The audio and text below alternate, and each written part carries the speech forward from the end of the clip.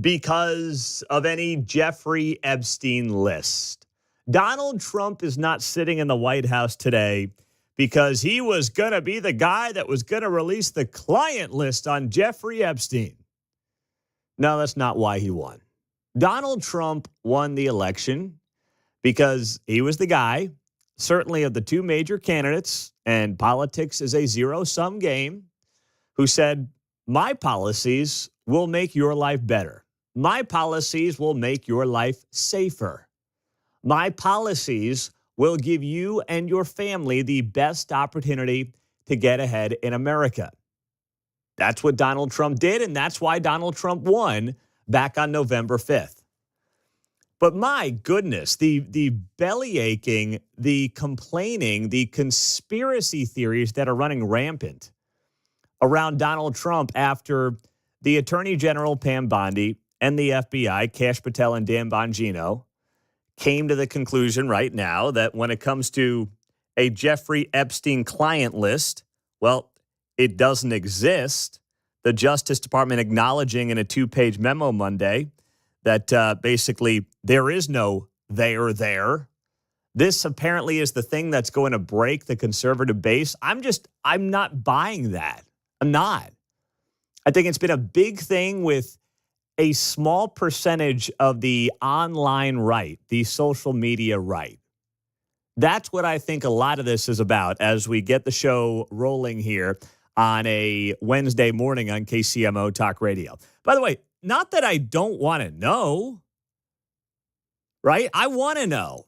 I want to know everything that's going on. And the president talked about this yesterday. Mark, I don't know if I'm not seeing any of the audio clips in there, but I don't see anything that I put in the system today. So I want to make sure that we've got all that lined up. Okay, there we go. My apologies. Well, actually, you should be apologizing to me, Mark. You're a day off on the system here. Oh, I apologize. It is. I don't know why I did that. Mark's hoping it's Thursday, not to take you too far behind the scenes here. Mark's a day ahead on the scheduling. But anyway, Donald Trump was talking about this yesterday. He actually interrupted a reporter as he was doing a press conference on Texas and the tragic floods down there. And a reporter wanted to ask about Jeffrey Epstein. And the president of the United States interrupted the reporter and interrupted Pam Bondi's answer and said this. Sure. Your memo and release yesterday on Jeffrey Epstein, it left some lingering mysteries. One of the biggest ones is whether he ever worked for an American or foreign intelligence agency. The former labor secretary who was Miami U.S. Attorney Alex Costa, he allegedly said that he did work for an intelligence agency. So could you resolve whether or not he did? And also, could you say why there was a minute missing from the jailhouse tape on the night of study? Yeah, sure. Hey, Pam, could I just interrupt for 1 second? Are you still talking about Jeffrey Epstein? This guy's been talked about for years. You're asking, we have Texas, we have this, we have all of the things. And are people still talking about this guy, this creep? That is unbelievable. Do you want to waste the time and do you feel like answering? I don't mind answering. I mean, I can't believe you're asking a question on Epstein at a time like this where we're having some of the greatest success and also tragedy with what happened in Texas. It just seems like a desecration, but you go ahead. That was President Trump yesterday talking about Jeffrey Epstein, the inability of the DOJ to release anything related to it. I still think the Epstein deal stinks. I'm with, I think, a lot of people on that. Now, what happened exactly? I don't know. But I don't think that a guy like Dan Bongino, who gave up a very lucrative media career, including a show right here on KCMO, right, is going to go to D.C. after saying we're going to get to the bottom of Epstein and a lot of these things, you know, the pipe bomber on J6 and all these different things, and then completely just roll over. I don't believe that Dan Bongino is going to do that because he secretly wants to be part of the global cabal in the swamp. I don't buy that. Because there's no evidence to suggest that's what a guy like Dan Bongino, of all people, Assistant Deputy FBI Director Kash Patel, would be wanting to do. Trust me, that guy took a massive pay cut to go to D.C. and do this job with the FBI. Kash Patel, these guys have been talking about this stuff for years. And Trump stepping in yesterday, and first off, having Pam Bondi's back, and then also saying, listen, I understand to some extent why this is talked about, but right now there's a lot going on in this country. And I'll tell you what, too, and he's right about this. The Jeffrey Epstein list or the Jeffrey Epstein story or the finding the most powerful people in the world or the country who were behind it are not the reason. They're not the people that got Donald Trump elected. They're not. Okay, Donald Trump got elected because of the basic issues that people were struggling with in this country. Inflation was killing them. They couldn't afford a house. They can't pay the bills. Energy costs were skyrocketing. That's why Trump is there. That's the reason that this guy's in the White House today. And while I understand there is an approach here of what happened to Jeffrey Epstein, I'd like to know too. I really would. But I see this stuff like, you know, whether it's online influencers, Candace Owens, all these people. And you know what it always comes back to, right? Every single time. What's it come back to? The Jews. The Jewish cabal. Epstein was working for Israel, man. I mean, that's the stuff that they are doing now in the wake of all this. And Trump is secretly bought off by the Jews. Aren't you guys supposed to be worried about World War III? I thought that was going to happen after we bombed the Iranian nuclear sites. Oh, that didn't happen yet? Gosh, okay, I'm still waiting on World War III from these people, John. I think there's a fairly simple explanation for what happened. There was a big file, and it was labeled J. Epstein. When they got there, they found out it was actually a file on Juan Epstein from Welcome Back, Kotter. So the list referred to people who owed him money. So, yeah, there was no there on that one. Well, you know, and that's like people are wondering, maybe that's it. That's entirely possible. That could be part of the conversation here going forward. I don't know. I just sit here and I do not buy the way that many are portraying the story, that Trump has let his base down. And now you have the media leaning into this, being like, Trump's base is divided. I don't really think the base is all that divided. I think there's a handful of loud people with podcasts who are like, oh my gosh, this is the worst thing ever. You know, because those people are out of touch with what regular people deal with and think about and have on their mind every day.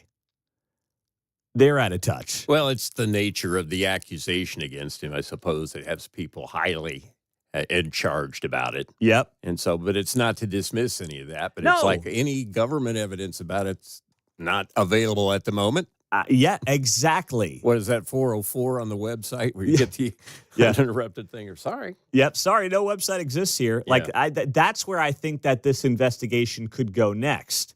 Into where were these files? Why is there maybe not as much information as we thought there was going to be? But, man, I mean, if you're going to sit there and turn on Trump over this one, come on. I mean, if there's one thing he's earned, I think, the benefit of the doubt on, it's this. And it's a lot of issues like this where he has promised transparency, and he largely has brought that to the forefront as well.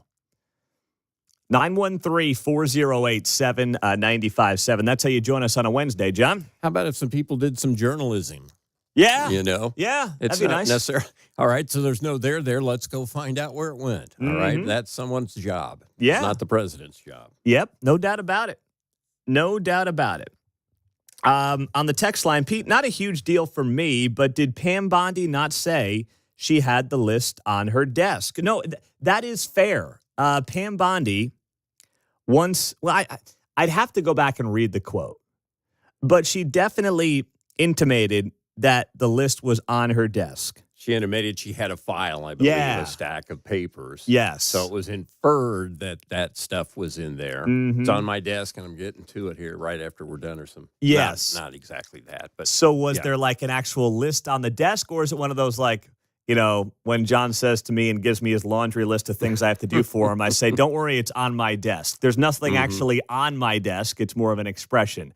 That's a fair point on the text line, but without knowing how the comments about it being on her desk were to be actually interpreted, literally or figuratively, I don't know how to answer that right now. But, Trump obviously has her back. This is not going to be the thing that breaks Pam Bondi as the attorney general. It is 6:15 on a Wednesday morning on KCMO Talk Radio. Mark thinks it's Thursday as we get the show started here on KCMO. He wishes, come on, Mark, it's been a good week here, brother. I know. It's the baby at home. Oh. 2 nights in a row. Oh, I'm sorry, man. I was up at about 12:30 as well. Wasn't that long, but just a brief. Had to put the middle one down. Think she was having a nightmare, but Dad took care of it. Yeah, it's never good when there's a nightmare involved. No, not at all. Coming up, we broke some news yesterday right here on KCMO. Well, I didn't have it. I was off the air when it happened. Keatsman, I gave it to him. He took it. We posted it on social media. But how should we interpret this breaking news when it comes to the Northland? We'll tell you about it next.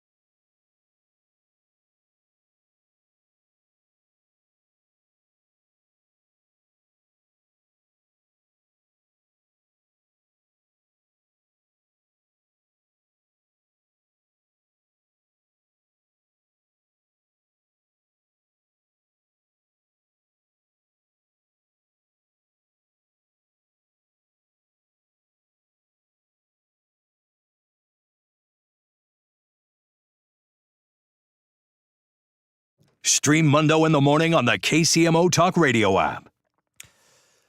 Yesterday, we told you, well, I shared it on X at Pete Mundo. You can see it there. But Keatsman had it here on KCMO after I let the fellas know back here after I got off the air that Missouri Governor Mike Kehoe would be coming to North Kansas City this Friday. And Mike Kehoe is going to be signing the bill that allows Clay County to create its own sports commission, the Clay County Sports Authority bill. Now, this is a bill that obviously would allow Clay County to basically do what Jackson County does when it comes to having a sports authority that oversees a theoretical sports complex. And there's a reason that I think Mike Kehoe is coming here for this. He could sign this thing on his desk in Jeff City and not be bothered with coming up to Kansas City and just make it easy peasy, right? When politicians go out of their way to sign a bill in a certain part of the state that's not convenient to them, well, there's a reason for it. Mike Kehoe wants to make it a scene. He wants to put on a show. He wants to signal, I believe, his support for North Kansas City being the home of the Kansas City Royals, which of all the options out there makes by far the most amount of sense. Take the Legends off the table. Sprint Center is possibly the worst idea I've ever heard for a baseball stadium, and Washington Square Park is just too small. The team can't really make a lot of ancillary income on things other than baseball in that 16-acre landmass that exists next to Union Station. It's a cool idea. Having the backdrop there, Union Station, World War I like it. I just don't think it fits the business model for what the Royals believe they need right now. So then you've got this North Kansas City spot, 4 miles as the crow flies to downtown. You get the views of downtown. You get the Northland businesses, the safety component. You don't have to deal with the Kansas City, Missouri nonsense, the taxes, things like that. There are many benefits. And, by the way, you get, as I told you about last week during a meeting that Keatsman and I went up to in the Northland, you get a first-class operation. You get people who, more so than any other group in the Kansas City area, has a plan that is well thought out, that has big-time business leaders, and frankly, I think has a combination of the right individuals politically, the right business acumen, and also, from a standpoint of public safety, the right people willing to support this and get behind this and make this work in a way that I have not seen on the Kansas side of the state line and certainly have not seen in downtown Kansas City, Missouri. That makes all the sense in the world. But they're also desperate. They're dealing with a lot of nonsense right now. You got the break-ins, you got the car thefts, you got all these different things happening, and they want anything that is hopefully going to help them. So they're like, give us the stadium, we'll take it. And they're mostly begging for it right now. These folks in North KC, they're just quietly confident that they find themselves in the driver's seat, John.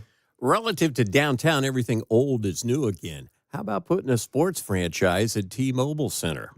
See, we've gone completely off that now. We're doing all this hunting around. Downtown needs, well, let's circle back to the old school idea of putting a team in there. Some type. We'll do the best we can.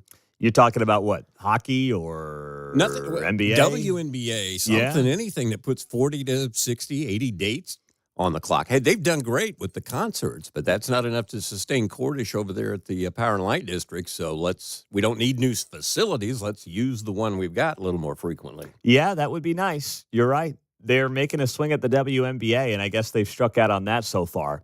But, that's what last year was all about, right? That whole Crossroads Stadium idea was really about helping Power and Light in large part, which is right now losing $10 to $15 million a year.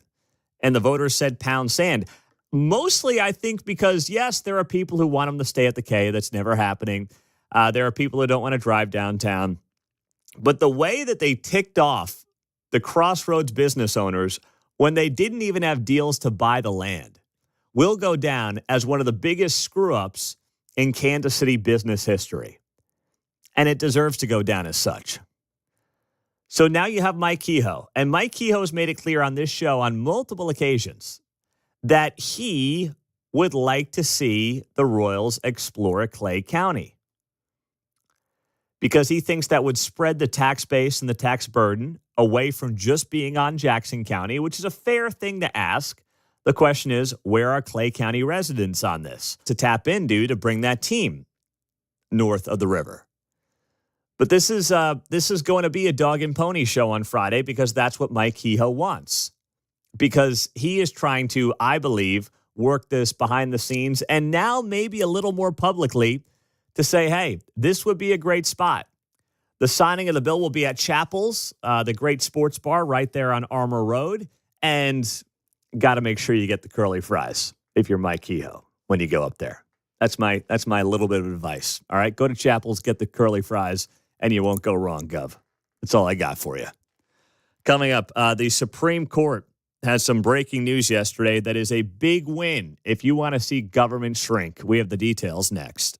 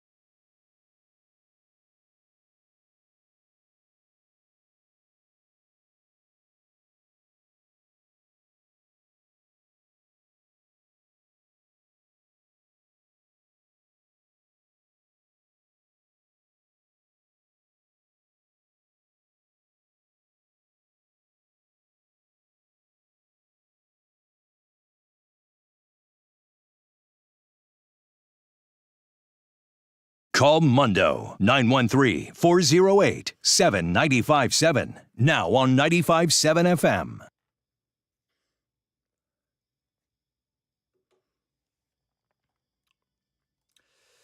Big win yesterday afternoon. Supreme Court is staying busy, and yesterday they said that the President of the United States can lay people off across the federal bureaucracy for now. So that's, it was always a no-brainer. The guy's in charge of the executive branch, right? You've got DOGE, the Department of Government Efficiency, working to find the waste in the bureaucracies. That's what they have been tasked with doing. And the duly elected president has every right to find efficiencies in the workforce on behalf of the American people. And the notion that some lower court judge can stop that president from doing that thing that he promised to do on the campaign trail was always ludicrous. But it's what you got from the dissenters. It's what you got from many in the Democrat Party who did not want to see these layoffs happen. So they go to the same 5 or 6 judges around the country and say, hey, can you issue a ruling suggesting that Trump can't do this? Oh, yeah, sure, no problem. They were the resistance. The unelected judges were the resistance of the duly elected president of the United States. And the people who were encouraging this were those who claimed they were saving democracy. No. We voted on all this stuff back in November, remember? Anyway, here's the report from Fox News yesterday. It came down at about 3:30 in the afternoon. Nice Tuesday afternoon win for the Trump administration. And it's funny because the justices normally are on their summer recess right now, work behind the scenes. But these justices have been busy because of these executive orders and the way they've made their way through the legal process. But this right now is a order from the Supreme Court essentially saying that a San Francisco judge who put a stop to the Trump administration from cutting several federal agencies. They're saying that the Trump administration, in fact, right now can continue forward as the case plays out on its merits. So essentially back in May, several different agencies sued. They said that the Trump administration wanted to make cuts at the Departments of Agriculture, Commerce, Defense, Energy, Health and Human Services, Homeland Security, HUD, Justice, Labor, State Treasury, and Transportation, pretty much all of them. Now the Supreme Court is giving the Trump administration victory some almost 6 months into the president's second term here, saying that they can go forward with these reductions in forces. As they absolutely have the right to. That was the breaking news yesterday afternoon from Fox News. And it wasn't even close within the Supreme Court. It was an 8-1 decision, which will allow the federal workforce cuts to go through. 8-1. Only Ketanji Brown Jackson dissented. Yeah, even Sonia Sotomayor, the other very progressive member of the Supreme Court, appointed by Barack Obama, was like, nope, I can't dissent on this one. When you're on the opposite side of Sonia Sotomayor, who is joining the traditionalist judges on this decision, you might want to check yourself. You might want to look in the mirror. I'm just throwing it out there. And here's the thing. This is amazing as well. For the second time in 2 weeks, a Supreme Court justice is using her opinion to scold Justice Ketanji Brown Jackson for not understanding what she's talking about. 2 weeks ago, it was Amy Coney Barrett. That came down on a Friday when Amy Coney Barrett just called out Ketanji Brown Jackson. This time, though, it was progressive Justice Sonia Sotomayor doing it, patiently explaining that the court can't declare an order of President Trump's to be unconstitutional if the order does not actually exist yet. So here is part of this. Justice Sotomayor concurring in the grant of stay. I agree with Justice Jackson that the president cannot restructure federal agencies in a manner inconsistent with congressional mandates. Here, however, the relevant executive order directs agencies to plan reorganizations and reductions in force consistent with applicable law. law. The plans themselves are not before this court, and we thus have no occasion to consider whether they can and will be carried out consistent with the constraints of law. I join the court's stay because it leaves the district court free to consider those questions in the first instance. Basically, what Sonia Sotomayor is saying there to Ketanji Brown Jackson is it doesn't really matter if we don't like what's going on. It doesn't matter if we don't like the workforce reductions or where they're happening. As long as they're happening, applicable to the law, that's all that we're really in charge of deciding here. And that was a very nice way of Sonia Sotomayor slapping down Ketanji Brown Jackson. And let's be honest, the charitable answer here for Ketanji Brown Jackson is that she's a lightweight who has no business being on the Supreme Court. The not so charitable answer for Ketanji Brown Jackson is that she's willing to burn the nation's judiciary down to prop up left-wing ideology. Certainly in my lifetime, she is the most ideologically driven Supreme Court justice that we've ever seen, appointed, of course, by Joe Biden. So whether you want to be charitable or not on a Wednesday morning, I'll leave that up to you. But this is a huge win for the Trump administration for cutting the workforce at the federal government level because it needs to happen. We looked at the jobs report last week and we saw 7,000 federal workers out of the workforce, 7,000 jobs down for the feds. That's a great start. We've got millions and millions of federal workers out there. And I don't want to see, I can be empathetic for anybody who loses a job, right? But I'm more empathetic to the country and the $37 trillion in debt and the massive growth of government, especially over the last couple of decades. And I'm realizing, as I think many of us have in recent years, that it's an unsustainable path. And if you care about the next generation, if you have kids or grandkids, and you want to see this country continue to be as great as it was for you and your parents and your grandparents, then you know we've got to do something about all this. And we can't cut the workforce enough to get out of $37 trillion in debt. Let's be clear. Eventually, Social Security, Medicare, and Medicaid are going to have to be tackled. There's just no doubt about it. It's the majority of the budget every single year. But getting rid of the waste, the duplication that we know exists at every level of government, for crying out loud, also needs to be tackled and needs to be taken care of as soon as possible. And no one has been willing to do that in my voting lifetime. Reagan might have been the last one. Even Trump 1.0 was great on a lot of things, wasn't so great on spending, didn't really take the size and scope of government seriously, in part because Trump was so new, I don't think he knew where to start with a lot of that stuff in his first term. Now he knows what he has to do. Now he's got a game plan. And now he's getting 8-1 wins at the Supreme Court saying, you know what, as long as I'm abiding by the law, I'm going to do what I think I need to do to cut the workforce, find the duplication, become more efficient, and you cannot convince me that the government cannot get more efficient today. It absolutely can. And now the administration is going to be allowed, thank goodness, to do exactly what it needs to do to try to get back into the good graces of the American taxpayer and start cutting some of this crazy spending. It's why I wasn't in love with the big, beautiful bill, but between things like DOGE, rescissions packages, say that one 10 times in a row, and some of the other things that they hopefully can and will do going forward to cut government spending where they can without the legislative branch, there are going to be other options, and that's what I hope they move ahead with very quickly in the next few weeks and months to come. Coming up the 6 at 6, top 6 stories in the 6 o'clock hour, we will get to here on KCMO Talk Radio, 95.7 FM, and streaming on the KCMO Talk Radio app.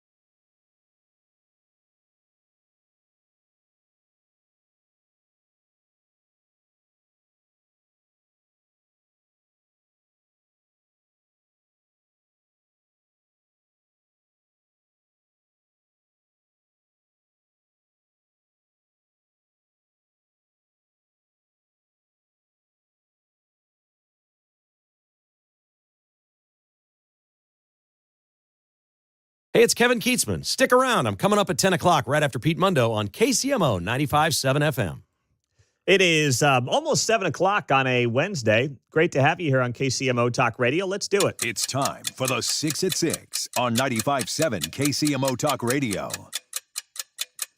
Number 1. Well, we'll start with a story that we broke yesterday on our social media and Keatsman had on KCMO. And that is the fact that Governor Mike Kehoe of Missouri will be in North Kansas City coming up this Friday to sign a bill that is intended to give Clay County the ability to create a sports commission like what Jackson County has.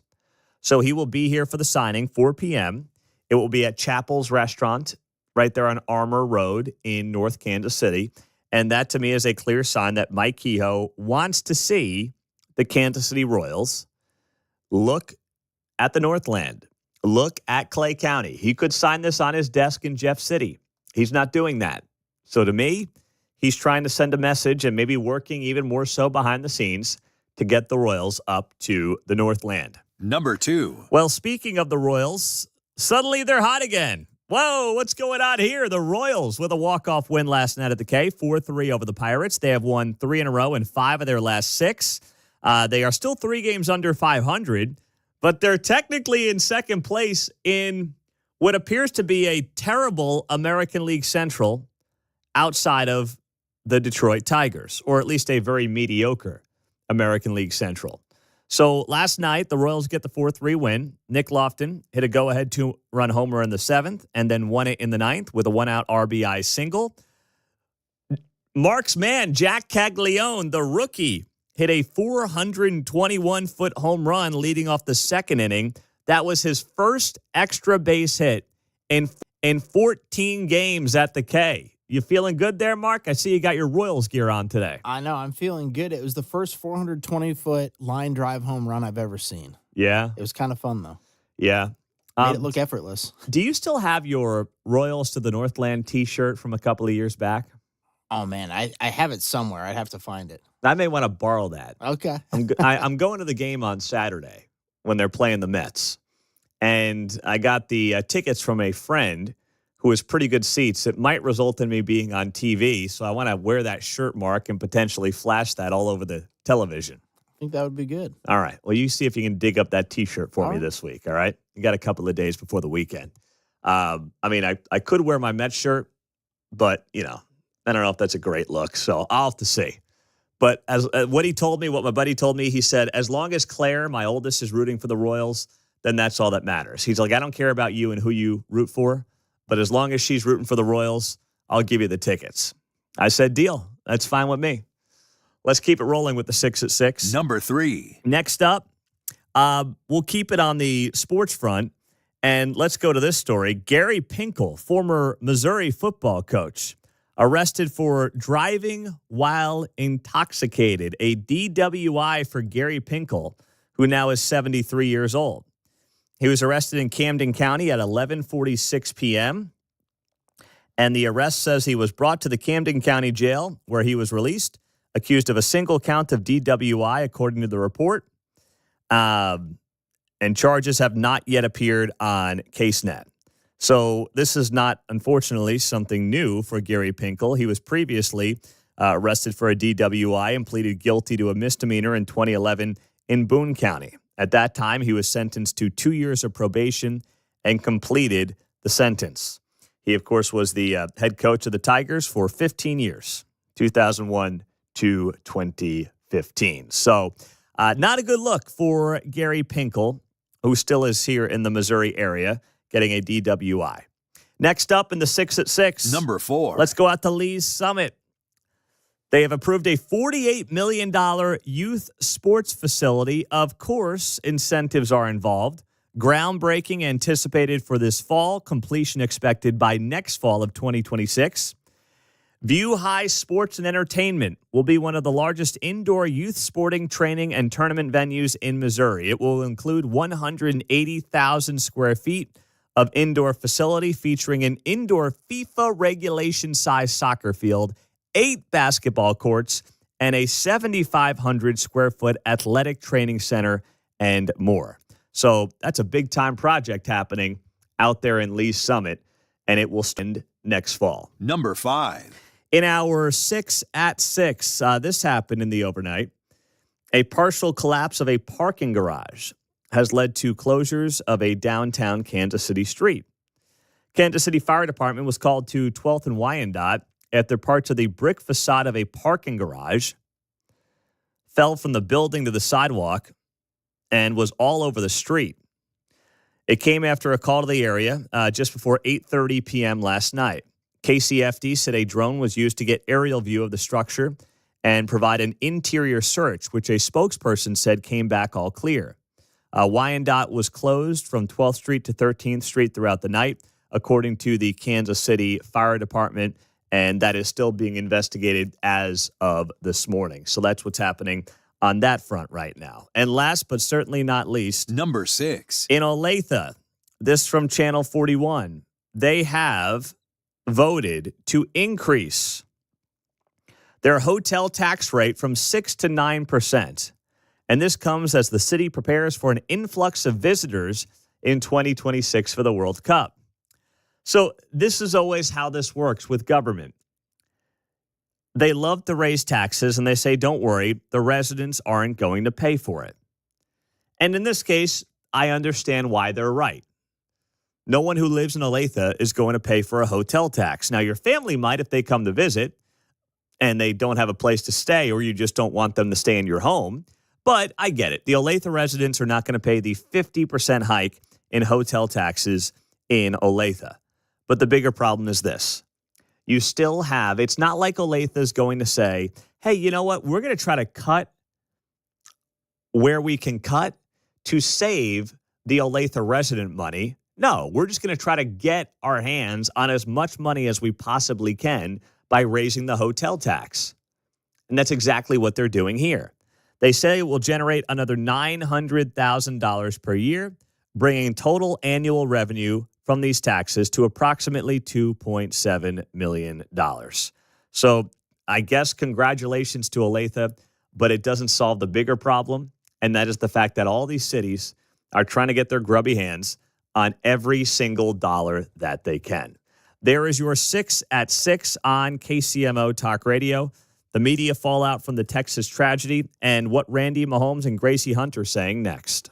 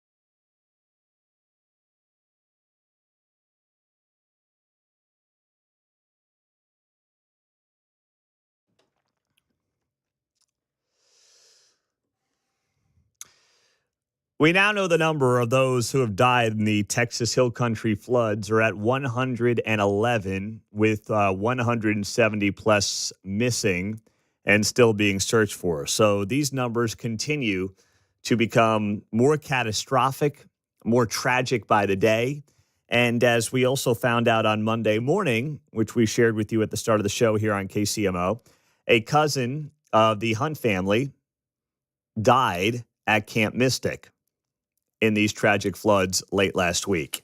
So just to share this with you, Gracie Hunt, the daughter of Clark Hunt, is promoting this on social media, that there are jewelry stores that she works with that are donating a large percentage of their proceeds to fundraise for those families who have lost loved ones and lost their homes and everything else in these Texas floods. So that is on Gracie Hunt's social media.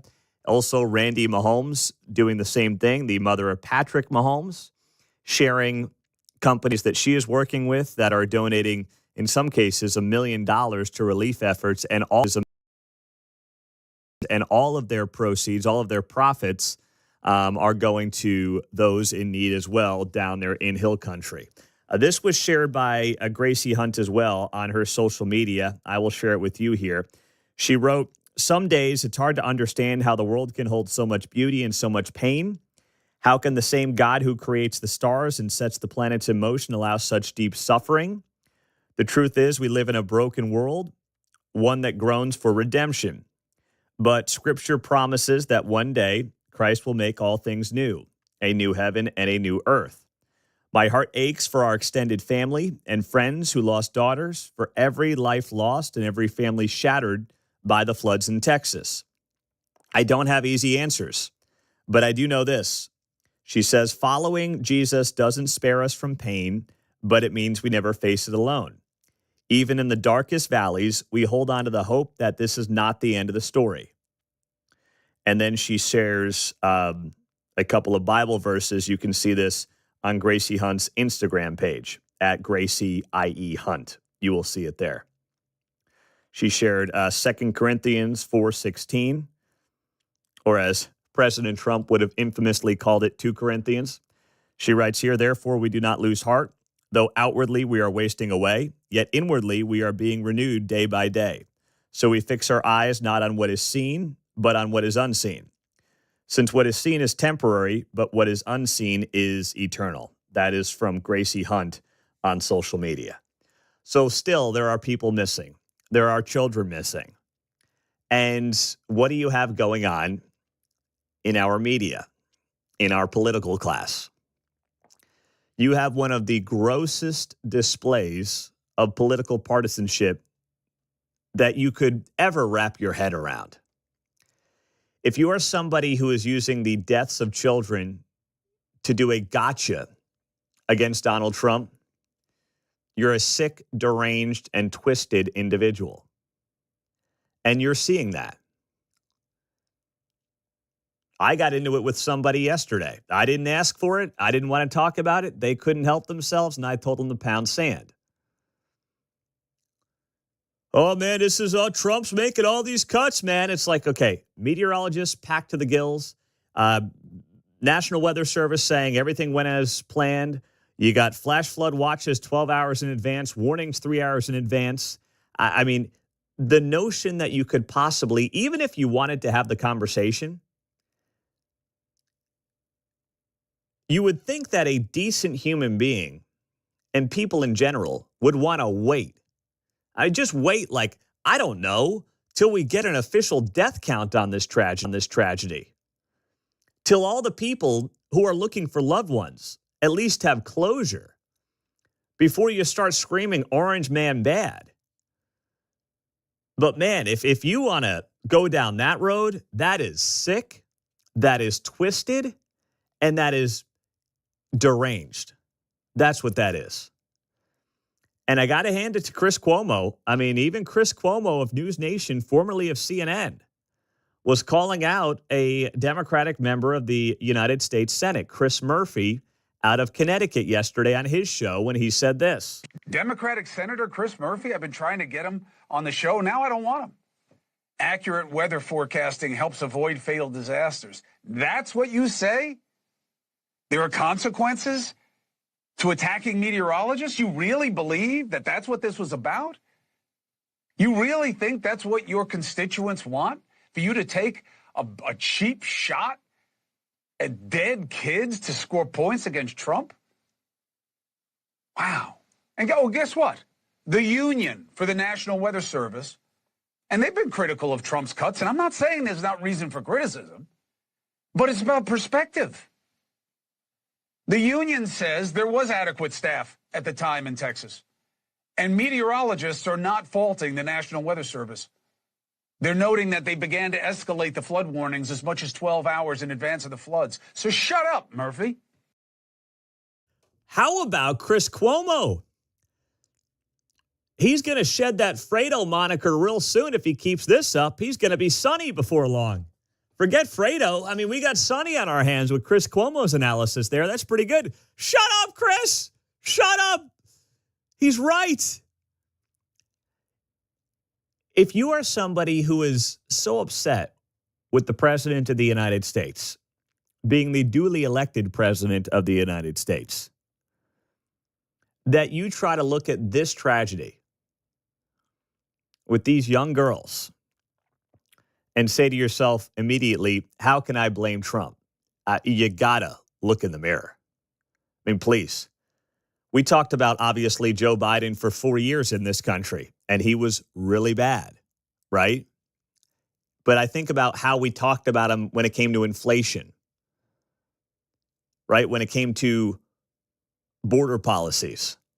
There was a much more direct correlation between the border policies of the President of the United States at that time and some of the heinous acts of violence that were happening around the country. A much more direct line. Yet the same people now who want to say that there was some missing bureaucrat at some point in the bureaucracy who, if they had been there, might have alerted what? The people at Camp Mystic, the RV campers, that this was happening in a more efficient manner and their lives may have been saved or something along those lines. I mean, the same people who just turned a blind eye to what was happening at the border and the fact that there were, not the majority, but there definitely were some really bad people coming to the country doing really bad things. They saw no way to correlate that to the former guy in the White House. But now, the Texas flooding tragedy is somehow the fault of Donald Trump. That is just nuts. And that is TDS to the nth degree, is what that is. 913-408-7957. That's our text line and also the studio line here on KCMO Talk Radio 95.7 FM. And we are always streaming for free on the KCMO Talk Radio app. Download it today and take us wherever you are. If you're going on that summer vacation, you're hitting the road for that road trip, you can stream us the entire way with the KCMO Talk Radio app. Coming up here on 95.7 FM, we have the O'Reilly Morning Update, and we also have budget cuts coming. But why is it that people are so quick to cut the police? So quick to cut first responders? And before we get to that, I wanted to note this about our first responders as well. Please, please, when you think about those in need in Texas Hill Country, think about and say a prayer for the first responders. These men and women are seeing things and have seen things the last few days that will be burnt into their memories forever. They are picking up the bodies of children. I know at the top of the list, of course, are the families and the parents and the siblings who are dealing with this unimaginable tragedy. But you are going to have first responders who are dealing with a lot in the weeks, months, and years to come down there in Texas. And we don't talk enough about first responders and what they see. Sometimes, and oftentimes, they will see more that can trigger mental health issues than those who serve in our military. right? There are plenty of people, and I'm not downplaying the military, but there's plenty of people in our military who never really see the things that first responders see on a regular basis. And I think that's important to remember right now, based on what's happening down there in Central Texas. These first responders are seeing unimaginable things. They are on the front lines. They're seeing it firsthand. They're cleaning it up, and it is going to stick with them for a very long time. And I think that that's something that we should not forget right now. But who in our area, in the Kansas City area, has been very quick about cutting the police? We have those details coming up next on KCMO. Now, as you are getting your morning started here on KCMO, maybe you're looking ahead to the weekend and you're like, it is time. I have got to finally get out there and propose, buy that engagement ring. I am going to give you another reason to get off your butt, get off the couch, and go buy the engagement ring. And that's because Diamonds Direct is offering an amazing deal here in Kansas City. They have got an offer that you're not going to want to miss out on. A free wedding band when you buy the engagement ring at Diamonds Direct. I wish I had this offer on the table 13 years ago because I didn't even realize. I admit I was dumb in 22 that a wedding band was additional to the engagement ring. I was clueless. Wish I knew now, or wish I knew then what I knew now. Here we are. So get on board. Go to Angie and Tom and the team. They'll take care of you with outstanding white glove service at Diamonds Direct, an incredibly friendly buying experience. They won't break your budget. They'll respect your number, and you will walk out of there with the best quality piece that you can afford that is under the amount of money that you want to spend. So go to Diamonds Direct, 119th and Row, or start shopping at diamondsdirect.com.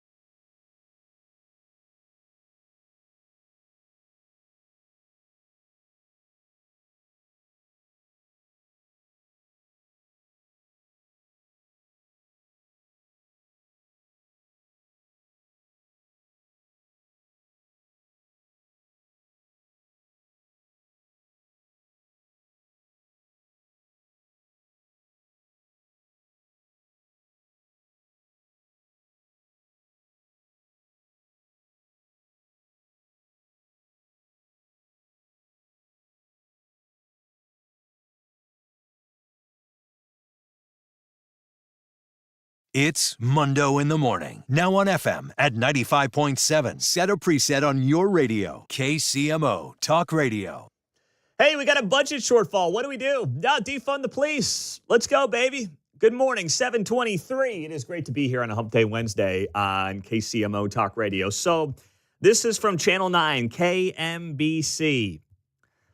Lawrence is trying to figure out how to address a $6.6 million shortfall. I know you're shocked that Lawrence is saying, how do we address our shortfall? Well, obviously, we got to look at police and we got to look at fire and first responders and the whole deal. Talk about a bombshell. Now that we are booming out to Lawrence on 95.7 FM and we get a good listenership out there in Lawrence, I wanted to make sure I brought this to your attention out there. That public safety agencies are facing budget cuts as city leaders are attempting to address a $6.6 million shortfall. During a city commissioner meeting on Tuesday night, according to the city manager, they are looking at trimming both fire and police services because of their $6.5 million budget shortfall. Now, let's take a step back and say, okay, what's happened to Lawrence's budget the last couple of years? This is very similar to what we've talked about in Overland Park, in Olathe, in Johnson County, Kansas City, basically in our entire region. This has happened. So the proposed budget for the city of Lawrence this year is $431 million. That's the budget for Lawrence for the upcoming fiscal year 2026. In 2020, just a few short years ago, the operating budget was $235 million. They're up $200 million and basically not quite double, let's say 45% in their operating budget over the last 6 years. From $235 million in 2020 to now $431 million.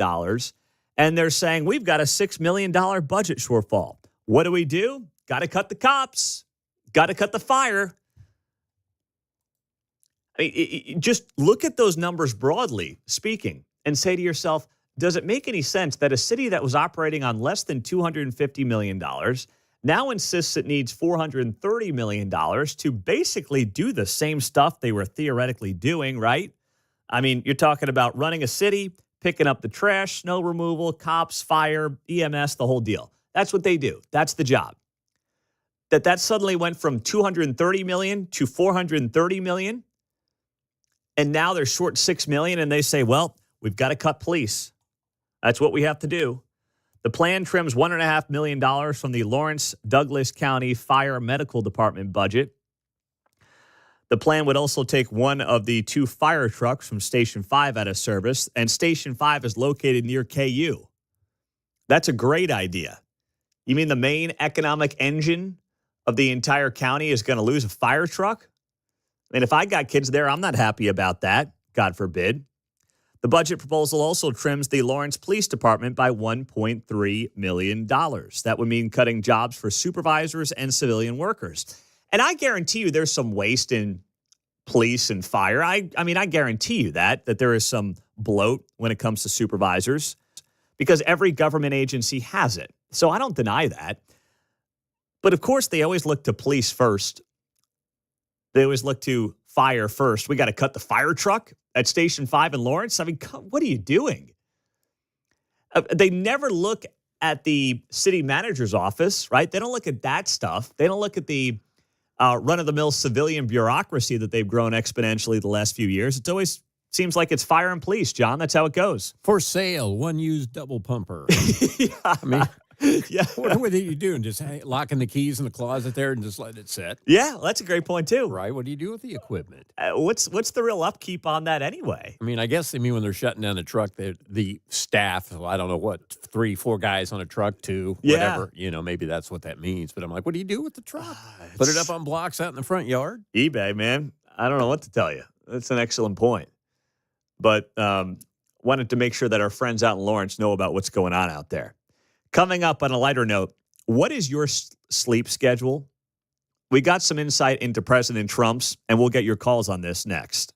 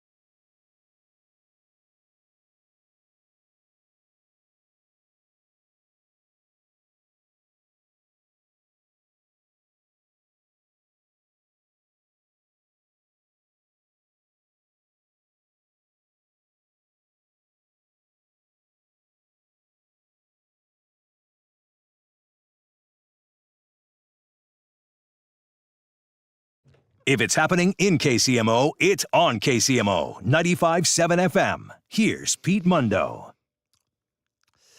We all know that President Trump doesn't sleep. It's just not his thing. He has amazing energy for a man his age and stamina.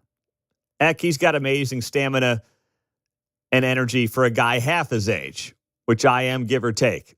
And it's damn impressive to watch. We know that he's working the phones 1 a.m., 5 a.m., trying to get the big, beautiful bill passed. I don't know when he sleeps. Our good friend of the show, Billy Long, who used to represent Southwest Missouri in Congress, ran for U.S. Senate. He now runs the IRS. Billy Long told me in a text message a couple of weeks ago that when he was confirmed to be the next IRS director, he got a text from Trump at 1:30 in the morning congratulating him. So he was telling me, he's like, I don't know when this guy sleeps. But yesterday, I was listening to Joe Concha filling in for Guy Benson here on KCMO from 2 to 5. And they kicked off the show with Mark Wayne Mullen, who is an Oklahoma U.S. Senator. And Mark Wayne Mullen was talking about when Donald Trump sleeps and how he takes about a 5-minute nap on Air Force One, and that's about all that he needs. And then he's back ripping and roaring and phone calls and the whole thing. And I was listening to this conversation, and I said, first off, I got to play this for you this morning. And, especially if you're, dare I say, approaching Trump's age in life, you tell me how you think this guy does it, because I don't know how he does it, especially when Mark Wayne Mullen is noting here that the guy basically eats hamburgers and drinks orange soda. Like, if he was eating boiled eggs all day and was just a machine, maybe 1 cup of black coffee and a bunch of water and was just going a mile a minute. But the guy's eating like crap, too, on top of it. I think Trump's got the steel-cut oatmeal out or something. No? Yeah, I know. Trust me, he's not doing morning oats like we're doing at our house. I promise you that's not happening. So here was Mark Wayne Mullen right here on KCMO yesterday explaining Trump's nap schedule. And then I'll get to your calls. 913-408-7957. If you're on Trump Force One, you know his diet is laughable, right? I mean, he has Fanta, orange Fanta, and Diet Coke. Yep. and because I travel with him a lot, and it was hilarious because every day we had burgers, and he had, he likes his ketchup and mayonnaise. And the guy, we would go, I would tell Christy, I'd be on the road with him for 2 or 3 days, and then I would jump and go with JD. And I would laugh because everybody assumes he takes naps. But once a day, I mean, you'd probably see this on the plane, once a day, in the middle of him going 100 miles an hour from the moment we stepped on the plane at 6 o'clock in the morning until we would get off the plane, a lot of times at midnight, he would do countless teletown hall meetings, always working 2 or 3 phones, always getting True Social posts out, reading a stack of papers that most people wouldn't read in a year, he'd read in a day. Yep. And he's talking to everybody on the plane because he always has special guests. And then for one time during the day, the plane would immediately go quiet because the president would, in the middle of a conversation, well, not really in the middle of a conversation, usually while he was reading, he would dip his head a little bit and go out for 5 minutes. You could set your clock to it. And when he came up swinging. I mean, came up like, give me the phones. You just going, and the whole place would go quiet for 5 minutes. And that was the only time you'd see him nap. Wow. And you're like, how does he do it? I'd get off the road with him for 3 days and I'd want to take a 3-day nap.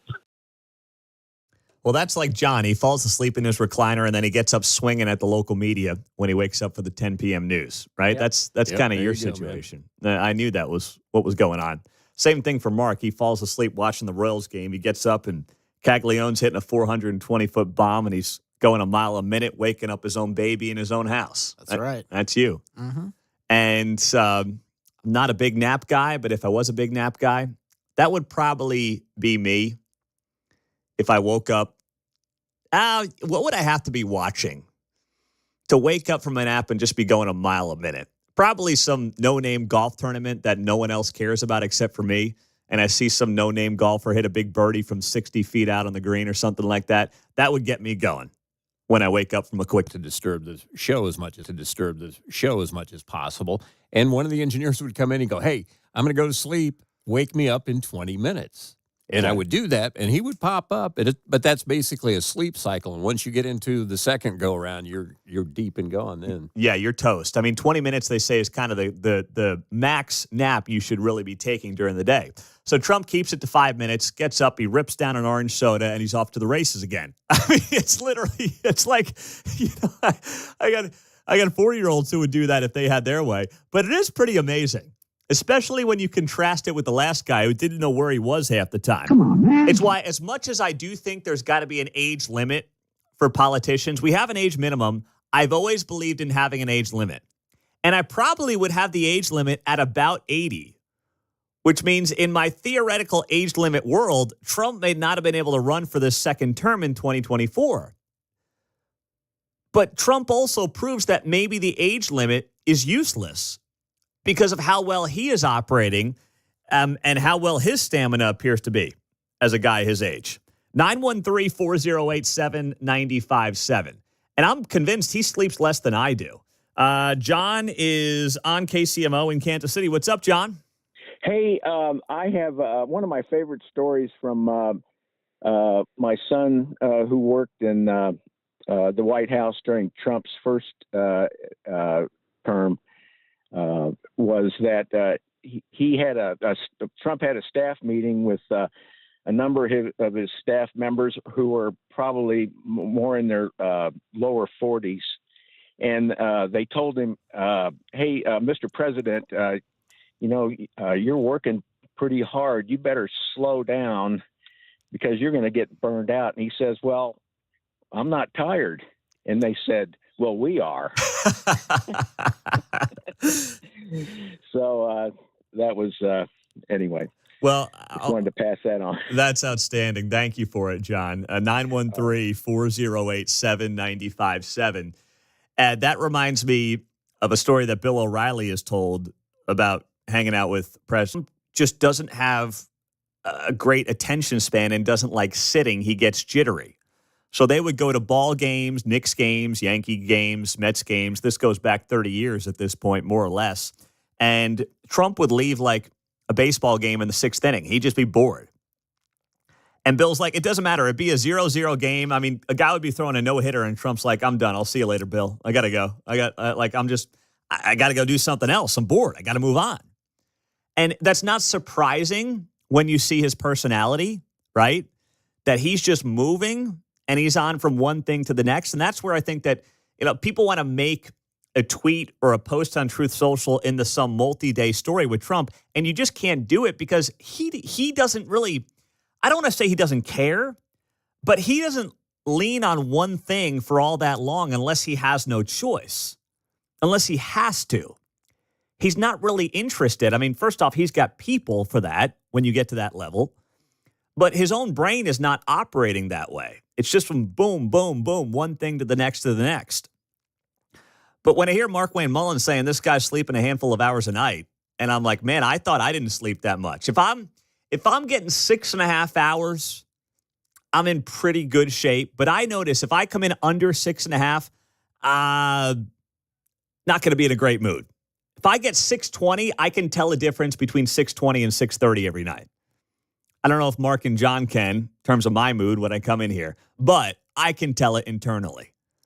And Trump, the guy's sleeping like 4 hours a night and then gets a 5-minute cat nap on Air Force One. And then it's like orange soda, hamburger, and we're off to the races, baby. Let's go. 913-408-7957. That's the text line and the studio line here on KCMO Talk Radio. I mean, some of you are just so bent out of shape on the text line over this, John. Dr. Pepper and a fillet of fish gets me going every day after the nap. Yeah. Well, it also led you to get quadruple bypass, though. Well, there's that, I guess. Did your doctor know you're still playing by those rules? No, I don't do that as often as I used to. Okay. As far as you know. Dr. Jones is listening. Be careful there, John. Oh, man, it is great to have you guys here. Thanks for joining us on a Wednesday on KCMO Talk Radio. So let's get to you, 913-408-7957. We'll get to more of your calls here on a Wednesday morning on KCMO. Plus, one news outlet is begging for a big third party. We'll talk about it coming up. All right, as you're getting rolling on a Wednesday and you're thinking to yourself, how do I get a deal right now on an engagement ring? You go to Diamonds Direct. That's all you do. And you tell them we sent you at KCMO. You tell Angie and the team that you heard us talking about them. They've been partners for years now on this show and on this radio station. And they've taken care of me on multiple occasions with outstanding quality jewelry. And right now they're offering a free wedding band when you buy your engagement ring from Diamonds Direct. And if you think that you've been dragging your feet, you have been. I promise you. She's thinking the same thing. She's been thinking about it for much longer than you have. If it even crosses your mind, you've waited too long. So go to Diamonds Direct, take advantage of the incredible deal right now. Buy the engagement ring and get the wedding band for free. That's an amazing deal right there. You'll go in there, they won't break the budget, they'll work under your number, and you'll get a great deal, and you will get something that will last a lifetime, and also they'll take care of for a lifetime. Anything goes wrong with the ring, Diamonds Direct has you covered. They've taken care of me on that front on multiple occasions. Start shopping at 119th and Row or at diamondsdirect.com.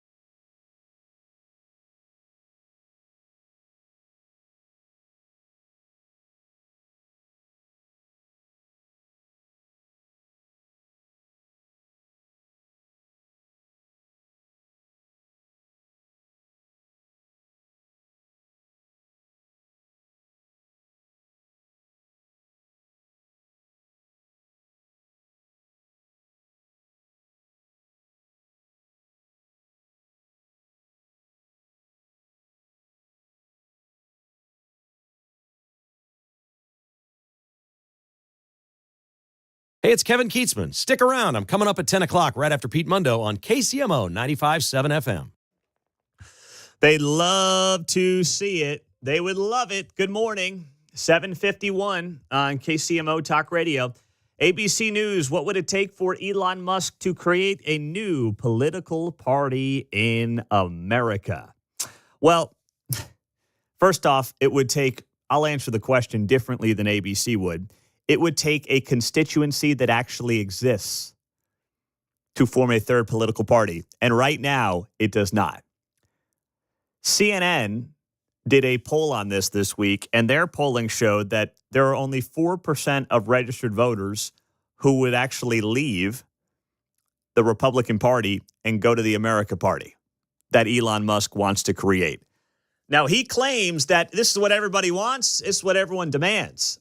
He did a poll on X, very official, that said by a 2-to-1 margin, people want him to create the America Party. But then real polling was done, and it showed that actually nobody wants to join Elon's America Party because the bulk of Elon's party is already being handled by the Republican Party, right? He's right to point out the spending is still way too excessive. But the problem for a guy like Elon, and this was problematic for Trump as well during his first term, is these guys who are business guys get into government and they're like, wait, this doesn't work the same way. Yeah, it's not intended to work the same way. It's supposed to be slower. It's supposed to take time. A change is not supposed to be easy. Now, it's become easier because of things like executive orders and the power of the executive branch, which has been abused by both political parties. The legislative branch is more or less neutered, and they have basically become taxpayer-funded media pundits, is more or less what they are. But you can see it in the way that ABC News and others have approached this and written about this in the last couple of days. They're really trying to figure out how to encourage Elon Musk to start a political movement called the America Party, because they know all this theoretically does is divide the Republican Party. That's it. Like that's all it would really do. Trust me, there's no one who's voting for Kamala Harris or voted for Kamala Harris that's magically going to be like, I'm going to Elon's America Party. I mean, they hate the word. So, like, why would they ever join the party, John? That doesn't make a lot of sense to me. Yeah, and you might suggest, hey, well, ABC could just donate lots of airtime, earned media, if you will. Well, the problem is you have to charge all political candidates the same. So if they give Elon free stuff, they got to give everybody free stuff. You're talking about like commercial inventory and things like that? Well, ABC could chip in and be a partner here, if you will. It's involved here, so it's not as simple as that. So that's not ABC's plan. Yeah, no, they're not going to do that. That's not them. I was thinking the listeners might think, well, that's how they might help, the whole deal along. Well, they may just do a lot of news pieces about this. Puffy, right? puffy. Experts say that there is great enthusiasm. Yes. Maybe. This might happen. This is a great idea, Elon. Wink, wink, nod, nod. Because they know it would help, theoretically, their side in this whole operation. And, of course, it would be cheaper if he just ran for president. But, no, can't do that. No, trust me.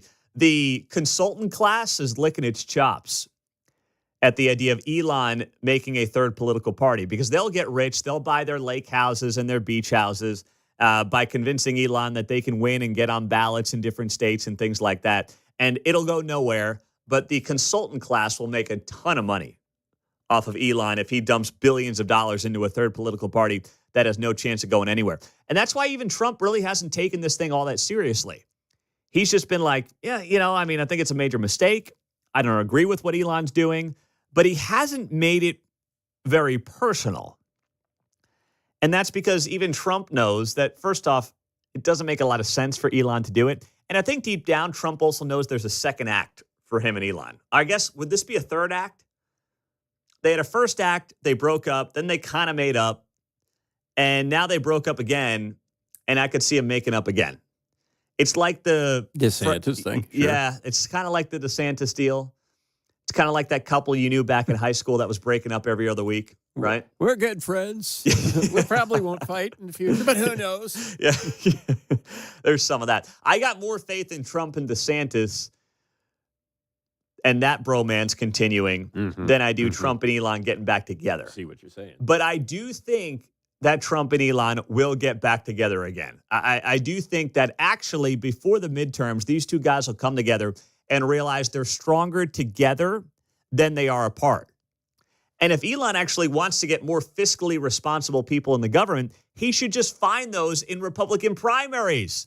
There's a novel idea. How about Elon does this?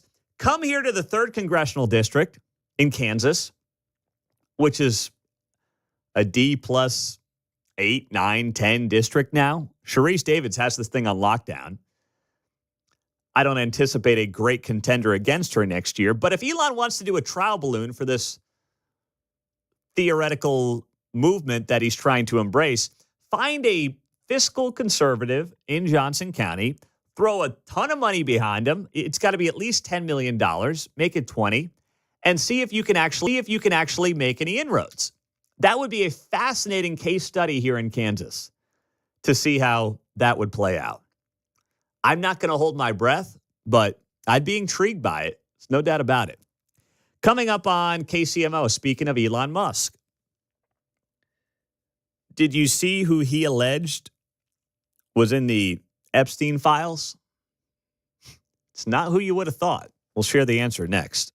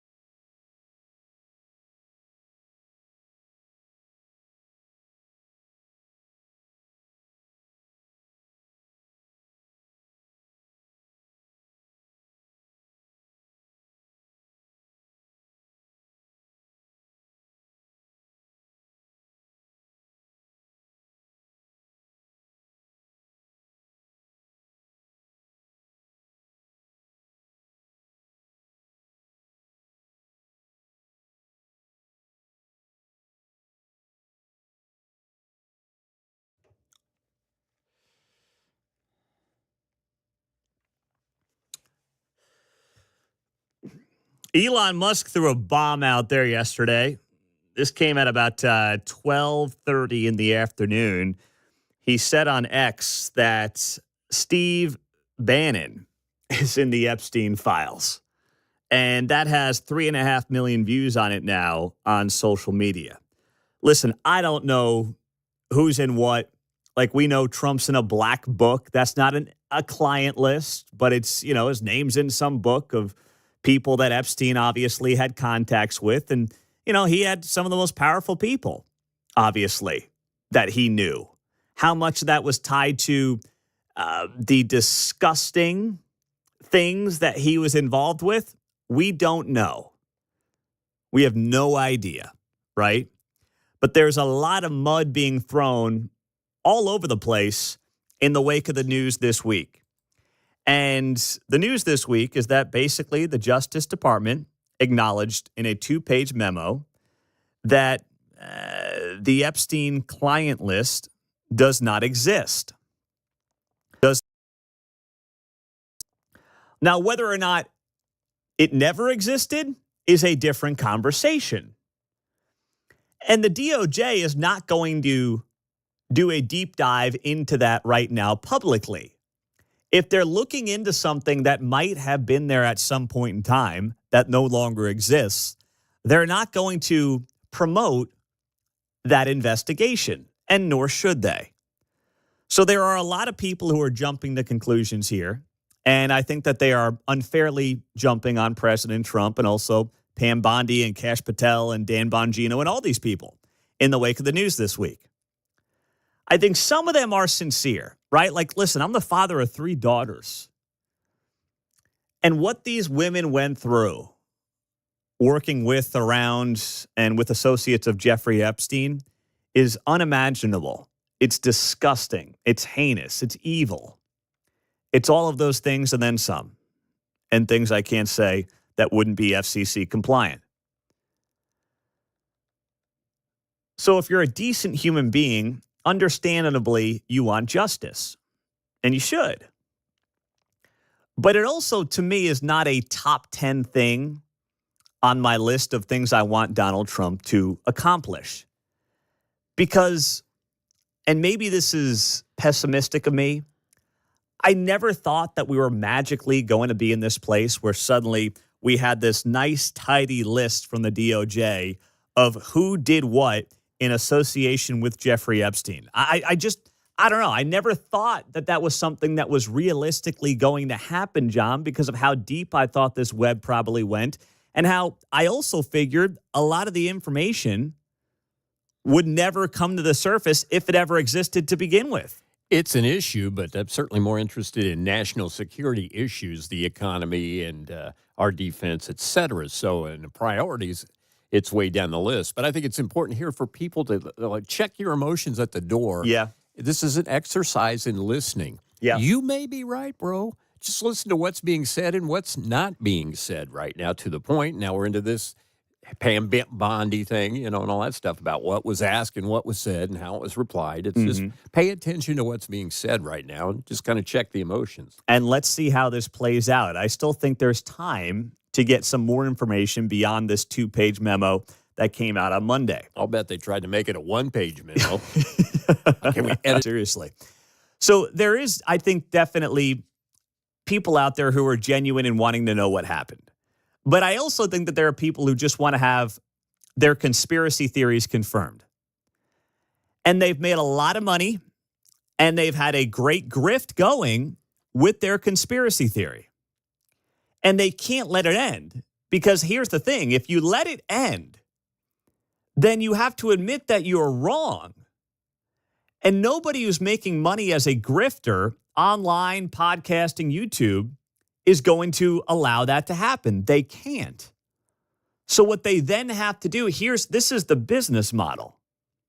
What they then have to do is say that anything that may come out that doesn't confirm their conspiracy theory is part of the cover-up of the conspiracy theory that they keep promoting. You see what happens here? This is how this thing continues to evolve. Hey, we're going to say that, Pete. Yeah. Candace Owens is a prime example of this. Candace Owens did her show this week, And of course, Candace Owens is insisting that now I guess Trump is kind of in on this whole thing. And I know you're going to be shocked by who she's blaming as well. By the way, that is a creepy laugh. Holy cow. That is the laugh of a psychopath right there. Whoa. Whoa. I'm not laughing. You're laughing. There's so much happening here. There's so much to unpack. It's amazing how stupid they think we are. First and foremost, what even is that Trump filibuster? Are you guys still interested? Are you guys still interested in that? Wow, I'm shocked because we are doing both amazing things in Texas. There are devastating and amazing. And what are we talking about with Jeff? That is crazy. That was Candace Owens responding to President Trump yesterday, who came to Pam Bondi's defense when it came to the 2-page memo that was released on the client list that did not exist for Jeffrey Epstein. So Candace is not happy about it. And then who did she blame? Oh, of course. And what's incredible is that she refuses to assert whether or not Jeffrey Epstein was working for another intelligence agency, because we already know the answer to that. Yes, of course, he was working for Israel. Duh. That's why we're not allowed to know anything else about the Epstein files. The Jews! When in doubt, blame the Jews. It's the go-to for Owens and many others. Blame Israel. Blame the Jews. Duh. Duh. Yeah. Thank you, Candace. Duh. Obviously, it all ties back to Israel. You see, what Candace Owens is really doing is masking her anti-Semitism under this umbrella of, I just care about the kids. Oh, gosh, the children. I just want some answers here. No, you want your answers, is what you want. You're interested in your narrative. That's it. Not the facts, not letting the story play out, not seeing where it might lead. No. That's not really what someone like Candace Owens is interested in. It's not it at all. She masks it as such, but it's not actually her intended target. Because we all know what the intended target always is for someone like Candace Owens. And she's not alone in this respect. It's Israel. 913-408-7957. That's the text line, and it's also our studio line on KCMO. Bill, go ahead. You're first up, my friend. What's up? I think that maybe the Trump administration would like the focus to switch to Comey and Brennan, because those were the people that, did the most damage to Trump. And it's possible the people on the Epstein list might be friends. I don't know. And certainly they could, raise the ire of Hillary Clinton. She might have them taken out. But I think the Comey Brennan thing is, really important to Trump to eliminate those guys and just kind of switch the whole focus there. I think that you're onto something there. I think that's absolutely right. And the FBI isn't launching criminal investigations of John Brennan and James Comey, who, of course, ran the FBI and the CIA. So you're right about that. That is something that I think is part of a broader investigation and conversation that needs to be had based on how our intelligence agencies were operating over the last decade plus. I mean, that's where the conversation needs to go. The Epstein thing is tragic, it's gross, it's sinister, it's all those things wrapped into one. I agree with that. But there's a lot more there. And I think that's where this investigation could end up leading as well. But if you're just, doing this, it's not even 2D chess, it's like 1D chess of figuring out how, in Candace Owens' case, you can blame Israel for something. And I'm pretty sure Candace is still waiting for World War III to start after those nuclear strikes by the men and women down at Whiteman a couple of weeks back. She's still, I think, predicting World War III. It should have started by now, Candace. I don't know what's going on. But obviously that has not happened. Let's go to, you know what? Let's go to Joe. He's in Gladstone. What's up, Joe? Hey, good morning, Pete. Thanks for the time. I just wanted to bring up, and you may have touched on it, but the fact that Pam Bondi did the interview a while back, and also we had that binder fiasco talking about the list on her desk. I feel like it was a bit of a lead on, and then all of a sudden now we're just given this, oh, yeah, there's nothing there. Don't worry about it. Don't worry about it. There's nothing there. I feel like that's where a lot of the problem is for me. I'm not as interested in, did he kill himself? Did he not? Mm-hmm. There's just so much confusion around it all, where there was like, oh, hey, we might get answers. And now all of a sudden they're just saying, don't worry about it. There's nothing there. Don't worry about it. That's to me where it's not satisfactory. And maybe we'll never get that. Likely not. Mm-hmm. But I guess that's my biggest frustration with it. Yeah. All right. And listen, I think that over-promising and under-delivering is definitely a problem. Let's go to the Northland. Steve, go ahead. You're on KCMO. Yeah, Pete, you said yesterday that you want to have a real discussion with someone that disagrees with you. And so I want to tell you that with regards to Jeff Epstein, he was the equivalent of Jimmy Savile on what was taking place in Britain. And who was Jimmy Savile's partner in crime? It was Robert Maxwell, Ghislaine Maxwell's father. This is what they were doing to MPs in Britain. And then who was sitting in on Israeli cabinet meetings? Jimmy Savile. This was a political operation. It always have, and Jeff Epstein was the equivalent of that, which was taking place in the United States. This is why it's being covered up. And by the way, people talk about the Kennedy assassination. Lee Harvey Oswald was a CIA asset, has been documented. His handler inside the CIA was a Jewish guy named Reuben Efron. All of this stuff has been covered up. And if we talk about it, we're called anti-Semitic. No, there's smoke here. Okay. That's exactly what it is. Well, you got on the air, and I hope that you are happy with the time you were given on the air. I appreciate it. Why don't we debate it? I mean, you made your point. I vehemently disagree because those are very loose, Steve, connections to the Israeli government and American conspiracy theories. Very loose. But, I mean, please, if you're going to believe them, I'm not going to convince you otherwise. How about this point, Pete? We can talk about Doge. We can talk about USAID. But we can't talk about the money that we're spending for Israel and donating to Israel. It's a welfare state. Okay, what do you mean we can't talk about it? There's been a lot of conversation around that the last few months. On how much we're spending. We wouldn't have a debt if we weren't propping up this state of Israel. What are you talking about? With all of the wars and everything that's taken place over there on Israel's behalf. Absolutely. Are you kidding me? We're $37 trillion in debt. The bulk of the debt comes from Social Security, Medicare. The bulk of the debt comes from Social Security, Medicaid, and Medicare. Yeah, I'm sorry, but if it weren't for Israel, the one thing we can't talk about, we could listen. We could afford it. It's clear you don't like Israel. It's America. You're entitled to that opinion, Steve, but it doesn't make anything you just said true. Well, hey, listen, I do appreciate your time on air. Thank you. I mean, we give $4 billion in aid to Israel annually. $4 billion. We're $37 trillion in debt. What are we talking about here?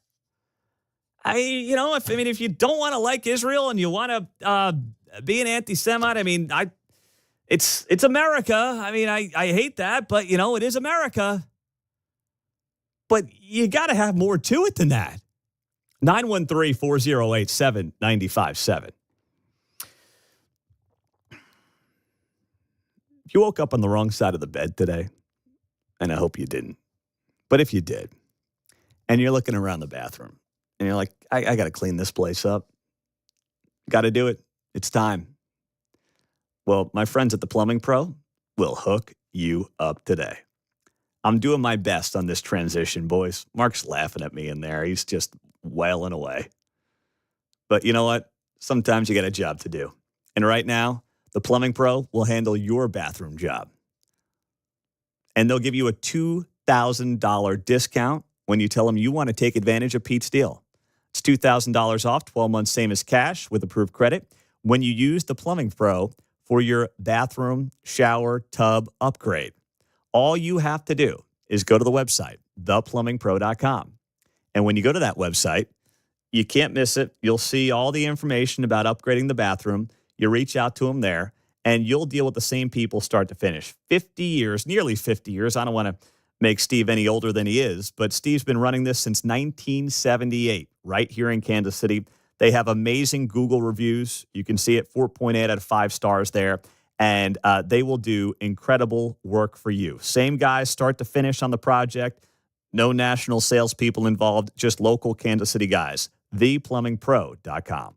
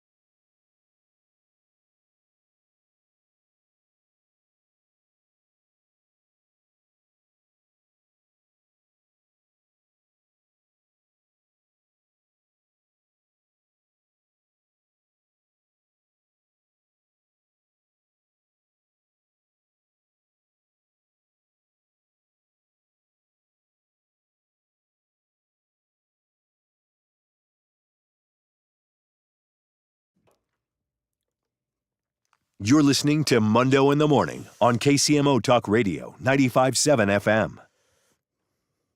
A lot of people like the dopey Candace Owens drop. Duh. There you go. That's right. because obviously everything is about blaming Israel in her eyes. And what's incredible is that she refuses to assert whether or not Jeffrey Epstein was working for another intelligence agency, because we already know the answer to that. Yes, of course, he was working for Israel. Duh. Oh my That's why we're not gosh. allowed to know anything else about the Epstein files. Is it exhausting to be that big of a D-bag? Victor's in Parkville. Victor, you're on KCMO. Good morning. I was all prepared, and then you had to do the D-bag thing. I laughed. Okay, so anyway, let me get back on track here. Okay, so let's tie this all in together, right? Okay, now see, the whole thing is Jack Kennedy was instrumental in keeping the Jews out of the United States and sending them back to Europe during Hitler's reign. So the Jews are really pissed off at that. So they came actually back, and the Jews were instrumental in killing JFK. And the reason they killed JFK, because it all comes back to the Irish mob, and they were pissed off because the IRA is a Jewish name, so it's really pissed them off. And then if you go ahead and trap it back into Kansas City, see, Pendergrass was helping getting the Truman in, and that's why the Jews are down in Overland Park and Johnson County, because they're not allowed to live in Kansas City because the Irish mob keeps them out of it. That's why we have this going on here in Kansas City, man. That's the way it's going. That's well done, There Victor. you go. You tied it all together there very well. That's outstanding. That's great work. Right. It's all you got to do is connect the dots. Just connect the dots. They're there for you to just get a pencil. You don't like where it's going, erase it and do another dot. Yeah, one dot is in Garden City, Kansas. The next one's in Pluto, but you just connect them, man, and it works out just fine. That's what Irish whiskey's for. Have a good day, sir. Duh. That's right. It's so obvious. Just open your eyes. Isn't that what they say? Just open your eyes. It's so obvious. Can't deny your lying eyes. This is the stuff. And I mean, like in Candace Owens' case, it's just, it's next level insanity. Jonathan, go ahead. You're on KCMO. Hey, so I have a friend who, I've known him for a while, and I guess it came up at some point, geopolitics, and he started talking about it, and I found out, he's all about, believing a lot of these pretty much any of the anti-Semitic Jewish conspiracy theories. And I'm not a believer in a lot of those. I don't think the evidence is there. I kind of take the position that you take, but it doesn't matter what I tell him. Like, he is constantly sending me stuff, just all kinds of stuff, like, oh, look at this and look at that. And I'm like, there's no hard evidence. It doesn't matter what I tell him. He tells me basic facts, some facts about history and stuff of the region. And I challenged him on many of those, and he will never, ever admit he's wrong. Even when I showed through fact checks that he's wrong, it's like, well, no, that's put out by the Jews or something. Like, there's no convincing him. Yeah, that's exactly right. If you put something out there that's factual, well, thank you, Jonathan. That was put out by, the globalist organizations that are run by Jews or whatever. I mean, you just can't, you can't convince some people on this stuff. And listen, I'm all about free press. I'm all about saying what you believe. I mean, I don't want to take away any First Amendment rights from anybody. With the First Amendment comes mostly good, but you got to deal with some bad. And all you can do is try to use the facts in your favor and follow the story where it leads. But understanding there are certain people that you won't convince otherwise is an important part of life as well. Patrick Toohey is going to join us coming up next. He's got a message for the Kansas side of the state line on KCMO.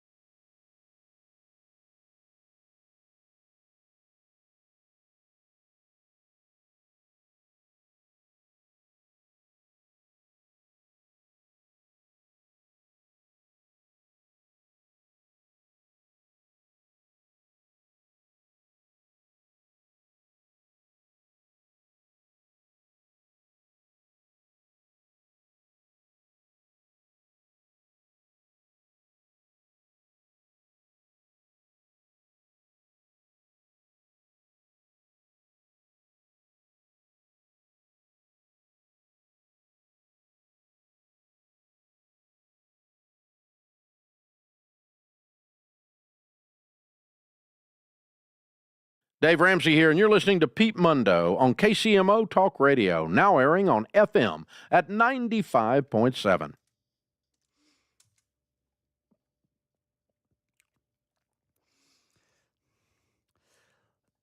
Patrick Toohey is a senior fellow at the Show Me Institute, and of course, they're a Missouri-based think tank. He is set to join us here momentarily on KCMO Talk Radio. He wrote a really good piece in the Kansas City Star, and I want to talk to him about that. He also is calling out Black and Veatch and the city of Overland Park for some of what it has tried to do in railroading the taxpayers there. And Overland Park, of course, sadly, is going along with it.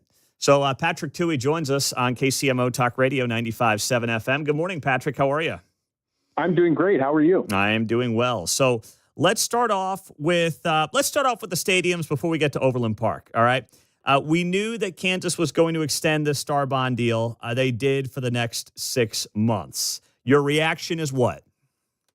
So I heard Ty Masterson on your program several weeks ago saying that he didn't want to extend just to, kind of encourage the teams to waste everybody's time, but maybe they would extend for 90 days or a shorter period of time or something like that. And then I find out just a few days ago that the law says, well, they have to extend for a year. And so the leaders say, well, we'll extend for a year, but really they've only got 6 months. And what that tells me is that the leadership of the Kansas legislature didn't know what was in the bill they passed. They didn't know their own law. And that does not build confidence that these guys are going to be, serious negotiators. So I know last week we talked about this and you criticized them for extending this whole deal. But when it comes to the why behind it, if you're Kansas and you don't have any pro sports team right now, and you say to yourself, well, we've waited this long, what's another 6 months? What would your argument be on the reverse side of that? Well, you waited a year and the teams didn't take you seriously. And so, these guys know, Pete, they have to know that they're just being played to squeeze a better deal out of Missouri or to try to get even more out of Kansas. And if you kind of make the offer and you don't hear back for a year, the state should be like, you know what? We're going to have some spine. We're going to have some self-respect, and we're not going to let ourselves get played this way. But of course, that's not what happened.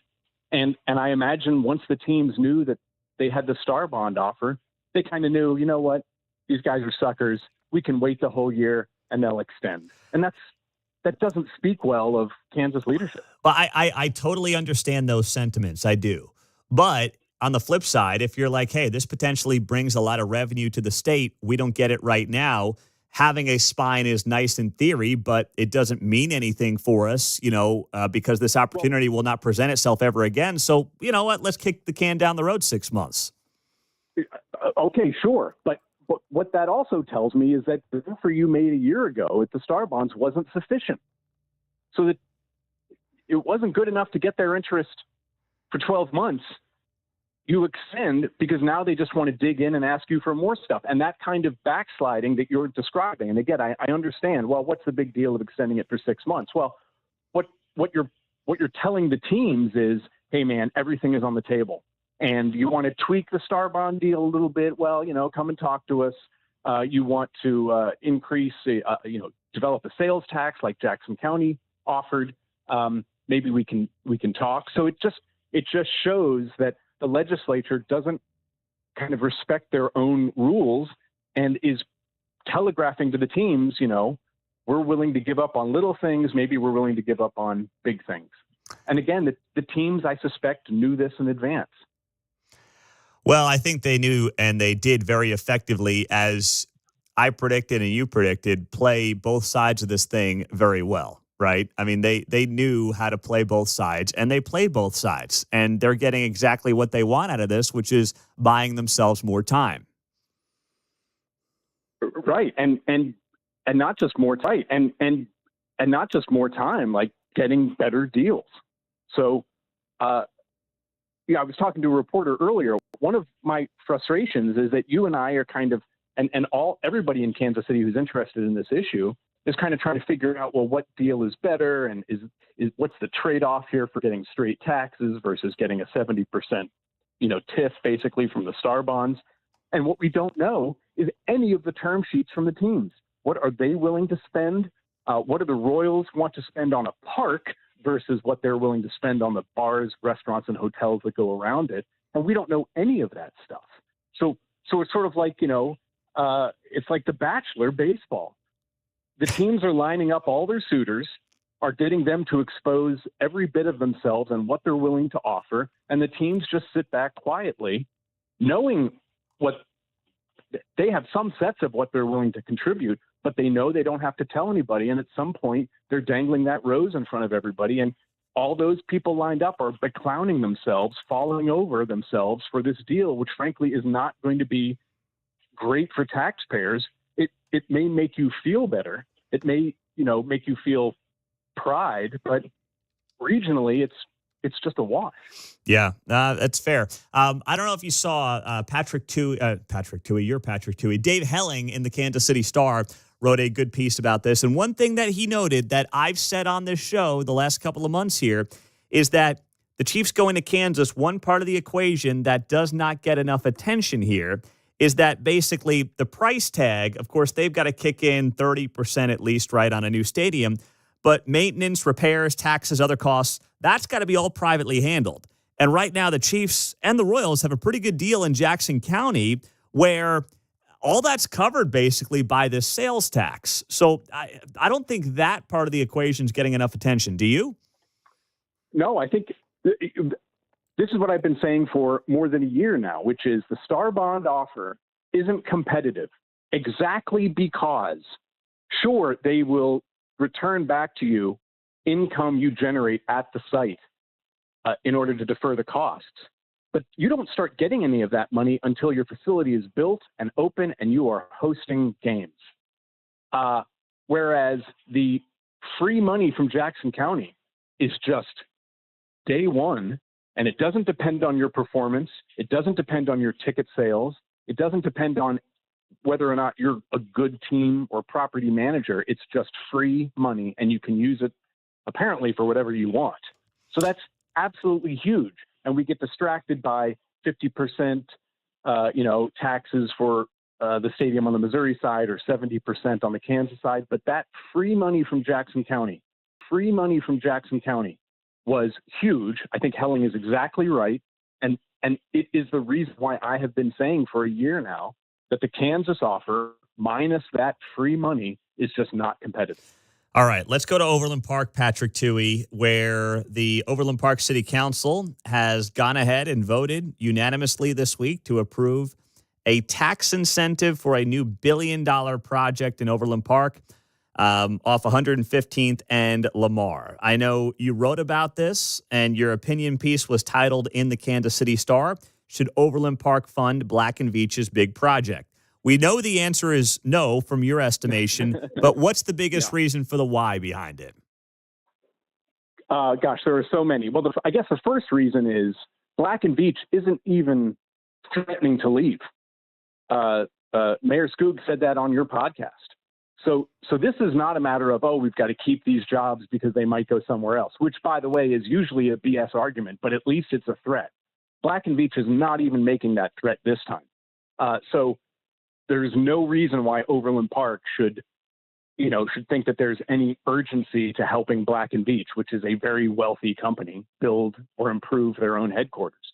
The second thing about this that's troubling for me is, in effect, you're telling Black and Veatch, we are going to give you public dollars to enter into the hotel, restaurant, property management market, giving you a huge advantage against people already in the hotel, bar, hospitality, hotel industry, because they have to pay taxes.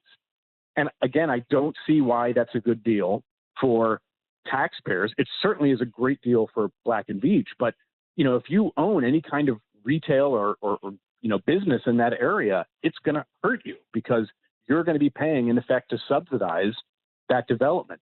And then the last thing is, Overland Park is a great market to invest in. What the leaders of Overland Park should be saying is, we have built a great foundation here for your business. come here, build, invest. It's a great environment. We're not going to give you any special deals because we don't need to, because we've created a great environment. But what about, I mean, I see the members of the city council on social media, and they're like, there's no risk to the city. There's no cash from the city. It's all just additional sales tax revenues for schools and all these different things. They say the Blue Valley School District's going to get a massive windfall on new property taxes collected on the project. So why are they wrong? Well, they're wrong because they're ignorant of history. Look, the Cerner project was supposed to give the Hickman Mills School District millions of dollars, and none of it happened. The Sprint campus was itself a huge deal years ago that was supposed to generate all that stuff, and we know what happened there. So again, if you've built a good environment, a good business environment, you don't need to subsidize people who want to develop there. Black and Veatch is perfectly wealthy enough to play by the rules you have set up for everybody. Why you want to carve out a special deal for them is nonsensical. It's counterproductive to your oath as a city council to deliver services to everyone. And then the threat is the next big developer that comes along isn't going to say, oh my gosh, Overland Park, thank you for building a great business environment. I want to invest. They're going to point to Black and Veatch and say, I want what they got, because that's what happens in Kansas City. And it is a trend that once Overland Park says, hey man, the books are open, we're going to give you whatever you want, businesses are going to ask for whatever they want. And the unanimous vote last night tells me that Overland Park, again, it goes back to the kind of stadium deals. Cities have to be able to say no. They've got to be able to have some self-respect. They've got to focus. I've been saying for years, it's my whole career, to say that cities have to develop a great business environment and then let businesses come in. Overland Park has done a great deal of that. Why they think they've got to pay people for the privilege of operating in Overland Park is, I don't understand, especially if there's not even the bogus threat of leaving. Patrick Toohey, Show Me Institute on KCMO Talk Radio. We appreciate you, my friend. Have a great day. Thank you so much. Take care. All right, there you go. Good stuff. Coming up, What If Wednesday? 3 questions as we roll till 9 o'clock. Keatsman Uncanceled at 10 on KCMO.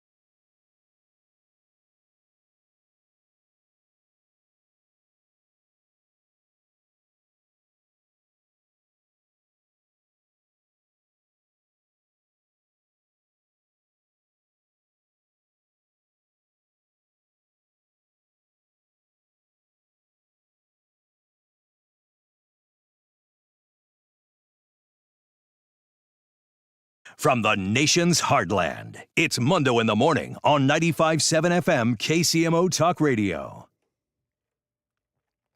8:51. Good morning. Happy Wednesday. Let's roll it. KCMO Talk Radio. Now on FM at 95.7. It's time for What If Wednesday. What if, instead of having you on this radio station, there was somebody else? All right, John, 3 questions on a Wednesday. What is on the rundown? All right, what if Governor Kehoe's presence in Clay County on Friday is a sign? Well, then I guess we'll have to start calling them the North Kansas City Royals. That's right. Let's go. Woo! I'm just saying. Mike Kehoe, as we reported first yesterday, is going to be in North Kansas City on Friday. He will be at Chapels, the bar and grill right there on Armour Road, to sign the Clay County Sports Commission bill. That is a bill that was passed during the legislative session that allows Clay County to develop a sports commission similar to what Jackson County has. Now, you might think, well, who cares? Teams are going to do what they're going to do. Why does this matter? Well, this basically sets up a similar situation to what exists in Jackson County, where the beauty of the Jackson County situation is the teams get all this money, tens of millions of dollars a year, for maintenance and everything at the stadiums, right? They get all the profits from the stadiums, but they don't technically own them. It's the best of all worlds.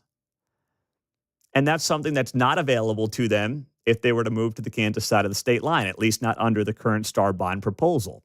So this is one step forward for Clay County to potentially get itself into the, I don't want to say the mix because they're already in the mix, but get to the front of the line to be the potential future home of the Kansas City Royals. And that is obviously what they are angling for in that North Kansas City location. They have a great team that is trying to organize that effort and make it happen and bring the Royals up to the Northland.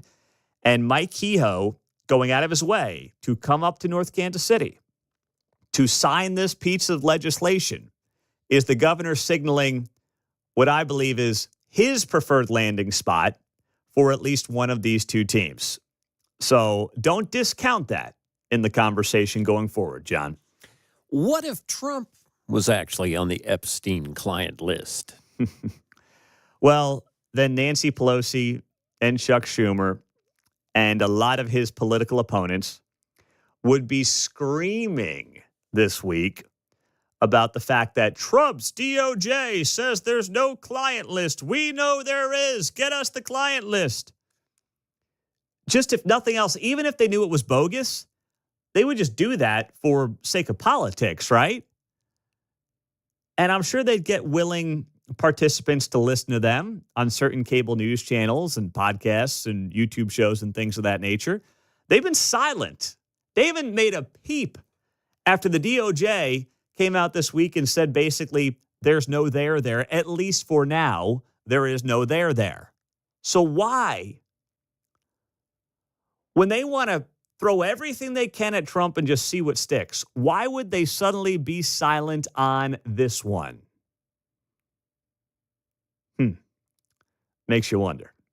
What's next, Things John? that make you go, Yep. All right, what if cities looking at budget cuts wouldn't just automatically jump to police and fire? Well, then they would do what the city of Lawrence should do and look at where they actually waste money.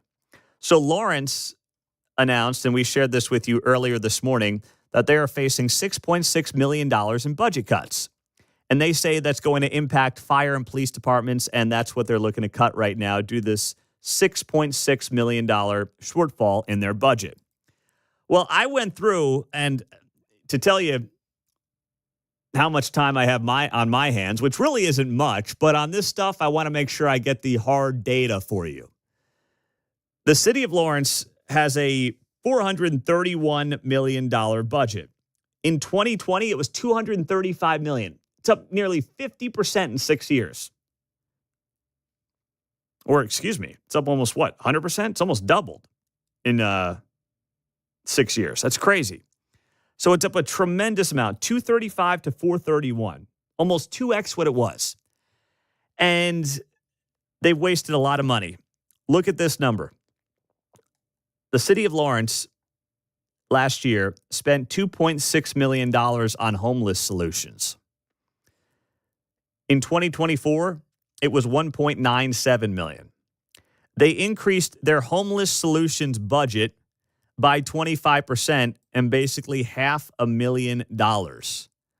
And as far as I can tell, they're not doing a great job of it.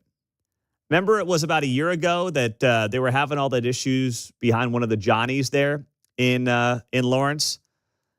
They had a big homeless encampment behind one of the Johnnies. I think we talked to the manager there, or someone on the station did, as I recall. Ray talked to him. That's right. That's right. Wasn't us.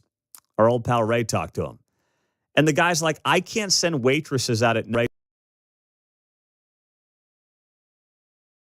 because of the homeless encampment. And Lawrence is now up to $2.5 million for homeless solutions in their budget. And the amount of waste that is in this thing is astronomical. But the minute they got a budget shortfall, what do? Got to cut the cops. Got to cut the fire. Got to get rid of a fire truck right by KU. Absolute geniuses. 913-4087-957. That's how you join us with 1 hour to go here on KCMO Talk Radio 95.7 FM.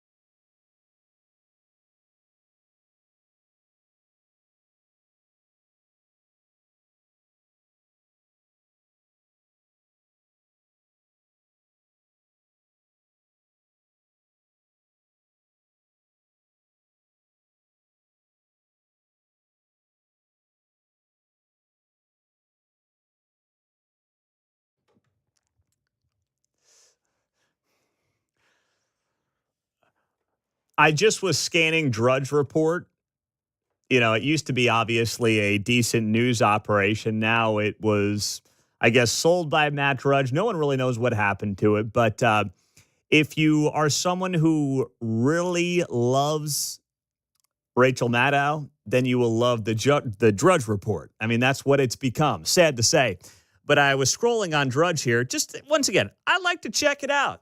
And I used it for so many years, it's almost just kind of an instinct where I just type in DR and there it is, drudgereport.com.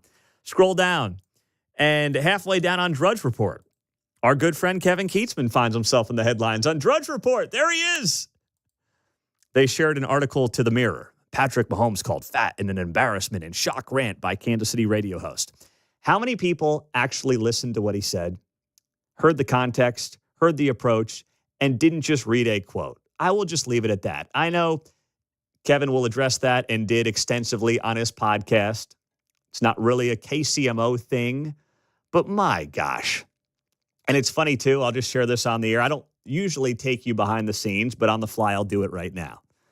I fielded some complaints and emails and voicemails and the whole thing. Here's what's amazing, though. I got a really, I don't want to say it was nasty, but it was a very opinionated email on this yesterday from someone. This person left their phone number. It was about 12:30 yesterday. I called this person up. I said, "Hello, sir. I am returning, well, I'm not returning your phone call, but I'm calling you on behalf of your email." And he's like, I can hear he's like shocked. "Oh my gosh, thank you so much for the phone call. I was maybe a little wrapped up in the whole deal, and I was just getting some things off my chest, and I really appreciate the call." It's amazing how people can be keyboard warriors, and then you call them and you talk through something with them, and all of a sudden, it's a complete change in their tone. And it goes to show you, most people, when you actually confront them as a reasonable individual, will also be reasonable to you. Not always, but a lot of the time. It's funny how that works. And I know John does that for a living 4 hours a day here on KCMO behind the scenes. But it does go to show you, when you actually talk to people, the conversations are more real and actually have some teeth to them versus when you're yelling at someone on social media or just reading headlines, not hearing context, and just basically slinging mud because, well, you want to and you can. It's always interesting to me how that works. Right. When you get down to talking about issues versus personalities, you might make a little more headway. Yeah, that's exactly right. So I'm just here to say, KCMO, we got Kevin's back. That's it. That's all I got for you. Now, speaking of sports, Cooper Flagg, of course, the number one pick in the NBA draft. First white American to be drafted first overall in the NBA since Kent Benson back in 1977. We told you about this when it happened a couple of weeks ago. Well, this story from Fox Business Network yesterday. Ticket prices for Cooper Flagg's NBA Summer League debut soar as interest in Mavs rookie heightens. He's playing for the Dallas Mavericks. So right now, if you want to go to an NBA Summer League game, which is like just the preseason, it's going to cost you $201. That is the most expensive Summer League game in NBA history. Wow. Meaningless preseason NBA game. It's going to run you over $200. How about Dynamic that? pricing, I'll bet it goes up as it gets closer. Yeah, it might. It might. Current get-in price is $83. Lower bowl is $640 right now to a Summer League NBA game. You got to be kidding me. It's crazy. I've got some tickets to the intramural tournament if you want to go. Yeah. Right? I mean, what are you watching? I know. Practice? Practice? We talking about practice?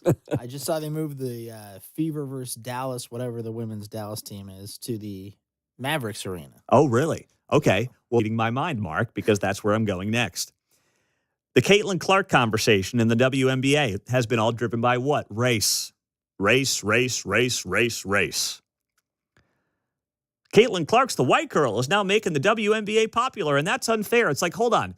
WNBA people wanted the WNBA to be popular for 30 years. It's been losing money since its inception. It now actually has a superstar in popularity, and now you're mad because the superstar is not your preferred skin color. It's gross. It's also racist by definition. NBA may get a bit of a lift here, and the NBA has been struggling for the better part of at least 10 years. It might go back further. Well, definitely, listen, it was struggling in the wake of Michael Jordan's retirement in 98. I know he came back for a hot minute with the Wizards, but it was struggling in the wake of Jordan's retirement. I'd say it had a lift about 10, 12 years ago in LeBron's prime. But for the last 5, 6, 7 years, especially since 2020, COVID, George Floyd, politics, it's been really hurting. And they had terrible ratings for the NBA Finals. Part of that is the market size, Indianapolis and Oklahoma City. That didn't help them either. But it's been struggling for a long time. So, yeah, I was going to say, the stadium and Star Bonds, I got nothing on the NBA season here when you get tired of that stuff going on and on. Yeah, it goes on for a long time. So what's going to happen here, I think, is the NBA is going to get a bump because of Cooper Flagg. And people are going to, just like Caitlin Clark, insist that this is racially based and racially motivated. And I don't think that's the case at all. I think a part of it is the NBA's problem, as much as it's easy to blame politics, a lot of its superstars now are born overseas and you can't even pronounce their names. I was a huge NBA guy as a kid back in the 90s. I loved it. Now it's like, what is it? Nikola Jokic? Jokic. Yeah. Thank you very much, Mark. I don't even know his name. And I consider myself a sports fan. I can't pronounce it. They're not relatable. You also have a situation now where a lot of the stars in the NBA were not stars in college. The Oklahoma City Thunder star. He went to Kentucky, but he wasn't a big star there. He developed into a star over time. SGA, right? That's what they call him. They use his abbreviation.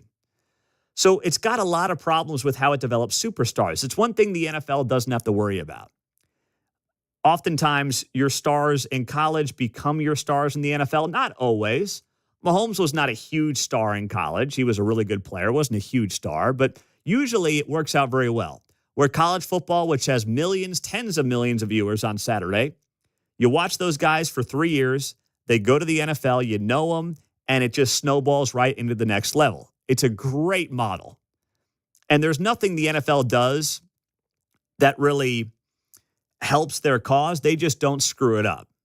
Like Roger Goodell has arguably one of the easiest jobs in any American corporation today. It's very hard to screw up promotion and leading the NFL right now.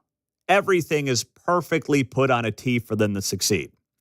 NBA, not as much. Major League Baseball has its issues as well, right? But if the NBA is going to get an uptick because of Cooper Flagg, because yes, he's a big-time star. He went to Duke. That helps him as well.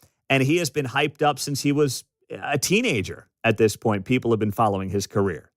That's what leads you to a place where suddenly you get that lift. You get that American icon who just so happens to be white. But it's not the main reason. It's that you're seeing a guy go from high school star to college star to potentially NBA star. And you haven't had that a lot lately with American-born players, white or black. There were guys that you thought might be that player in recent years, but they didn't turn out to be that player. If Cooper Flagg is that guy, it won't be because of his skin color. But here's what I would say, too, for those that insist it will be about his skin color.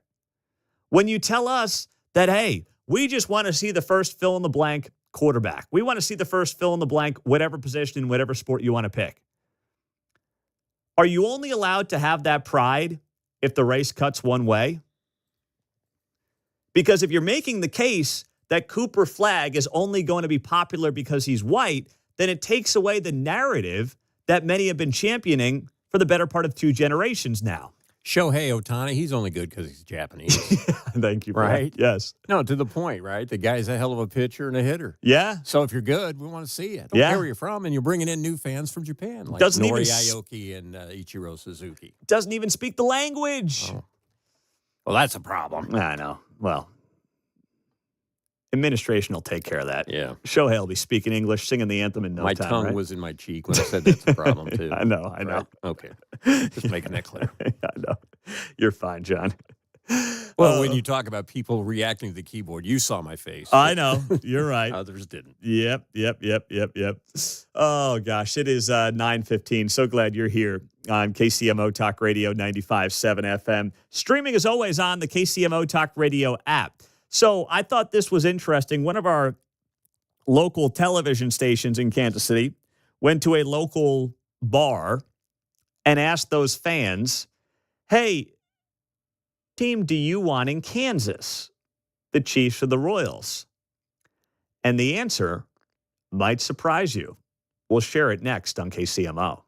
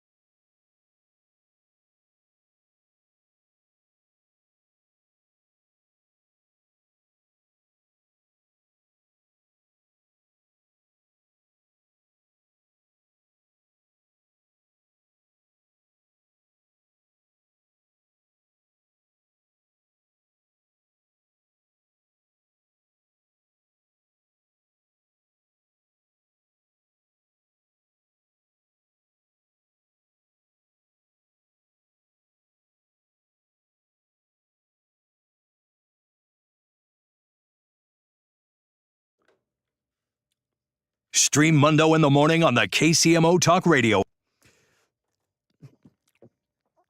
KSHB Channel 41 had a piece yesterday where they sent one of their reporters, Charlie Keegan, to Johnny's Tavern. And I think it's the one on 119th and Overland Park, just eyeballing it from the outside, watching the package on KSHB. And they went into Johnny's and they asked a bunch of fans, hey, what team do you want in Kansas? And now, listen, you can make this stuff say whatever you want, right? You could talk to 10 fans and 3 of them might say, we want X, and then you just play those 3 fans, and you can create a narrative that you want out of these stories. I'm well aware of that. I'm not saying that's what happened here. I'm just saying for those of you who want to be a little more skeptical on stuff like this, I'm totally on board. And I understand that. And I'm prefacing playing this audio with that commentary. But regardless of that, I want to play this for you here where Charlie Keegan, KSHB, talks to a bunch of fans at Johnny's Tavern. They're hanging out. They're in, baseball gear. It's Royals season, watching the game, whatever it was last night. And all of them had the same answer. And I thought it was surprising at first glance until I thought about it a little further. I think I'd ask fans which team they'd rather see in Kansas. I think just baseball is just kind of a Kansas side kind of thing. The Overland Park Royals? I personally love it because it's right next to my home. Like, I grew up here. Like, it'd be cool to have it in Kansas for me. Most fans, even the young ones, are open to the Royals moving to Kansas. But they say, long live Chiefs Kingdom where it is. Just due to the 142.2 decibels, that can't be recreated in a new stadium. The Chiefs I'm a little different on because I love the atmosphere. I think renovating it would be a good idea. So I watched that clip on Channel 41, and I'm like, wow. You would think that Kansans, if they had to pick one of these 2 teams, would rather have the team that just got to 3 straight Super Bowls and has, the biggest star in the sport, even if he is a little pudgy right now. See what you did there. Rather than the baseball team that, has won a World Series, but is 10 years removed from it and has one playoff appearance in the last decade, right? Wouldn't you just think that you'd rather have the biggest brand in the biggest sport right now, the Chiefs, than the baseball team? But then I hear the answers on the back end, and I'm like, oh, I see what this is really about. What this is really about is that they like Arrowhead more than they like the K. So they're like, we'll take the Royals. But really want, these fans are saying, and this is very anecdotal, but what these fans are saying to Channel 41 is what we really want is Arrowhead to stay where it is, so we'll gladly take the baseball team. Like that first guy, what did he say? Kansas feels like a baseball place. What does that mean? Kansas feels like a baseball place to me. I don't even know what that means. I'm not sure either. If they were at Johnny's at 119th, though, that's right across from Asperia, right?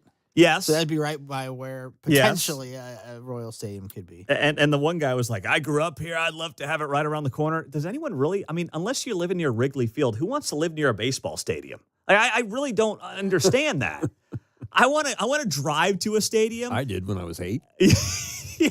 Right? I can just walk across and see the Royals. Just walk across the street. Yeah, Dad, this is awesome. Yeah. When you have no perception on life, that sounds kind of cool. Like my kids want to live near, Disney pool, World. Swimming pool, whatever. Yeah. They would love that. That sounds really great to them when they're 6 and 4 years old. I want to be able to drive to a stadium, have an easy access in and out, and then be able to get back on the interstate and get home as quickly as possible. That's it. I don't really need to look at it. I don't really need to see it unless I'm going to a game. Nothing about that is really of interest to me. I just want to be able to go and get out and make that process as easy as possible. And then, of course, have it be affordable and have a great experience. Those are the things on my mind. Not like, man, I grew up in Overland Park and I would really love to see a professional baseball team play here. If you live in Overland Park, you're probably thinking to yourself, well, how do we make sure that we keep our taxes relatively low? How do I make sure my kids are getting a great education in the public schools that I'm paying for through my property taxes? How do we make sure the crime, which has become, unfortunately, not like super violent like Kansas City, Missouri, but has become more of an issue in parts of Overland Park. Frequency. Frequency. How do we make sure that stays in check? Not like, man, I would just love to put a big old Major League Baseball stadium right here at 119th and all. So I think what it's really about is saying we want the Chiefs to stay where they're at. So therefore, if you're asking me which team we want to have, well, we'll take the Royals. It's not actually about the Royals. It's about the Chiefs.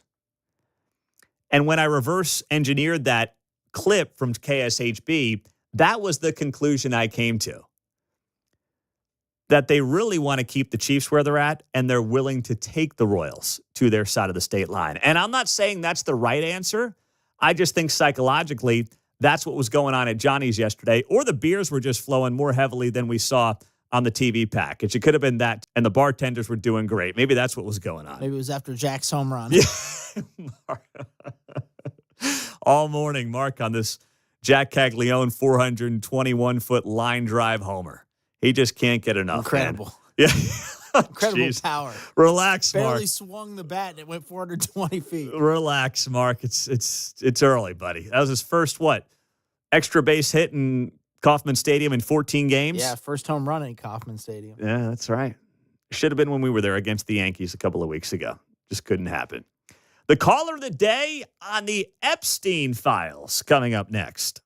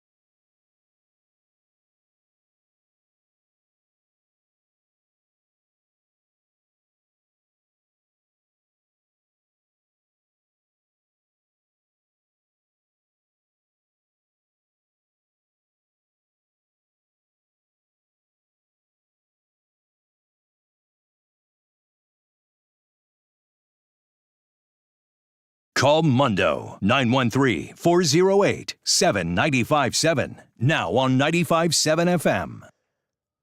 9:35. It is one of our favorite times of the morning here on KCMO, our caller of the day. And it was a great listen. Every day is a great caller of the day. But like anything else in life, some are better than others. Well, this one was a real gem. We were talking about Jeffrey Epstein and the fact that I believe for a lot of these people who are demanding answers and want answers on the Jeffrey Epstein files, which, listen, I do. I think we all want to know the who's who and what this is really about.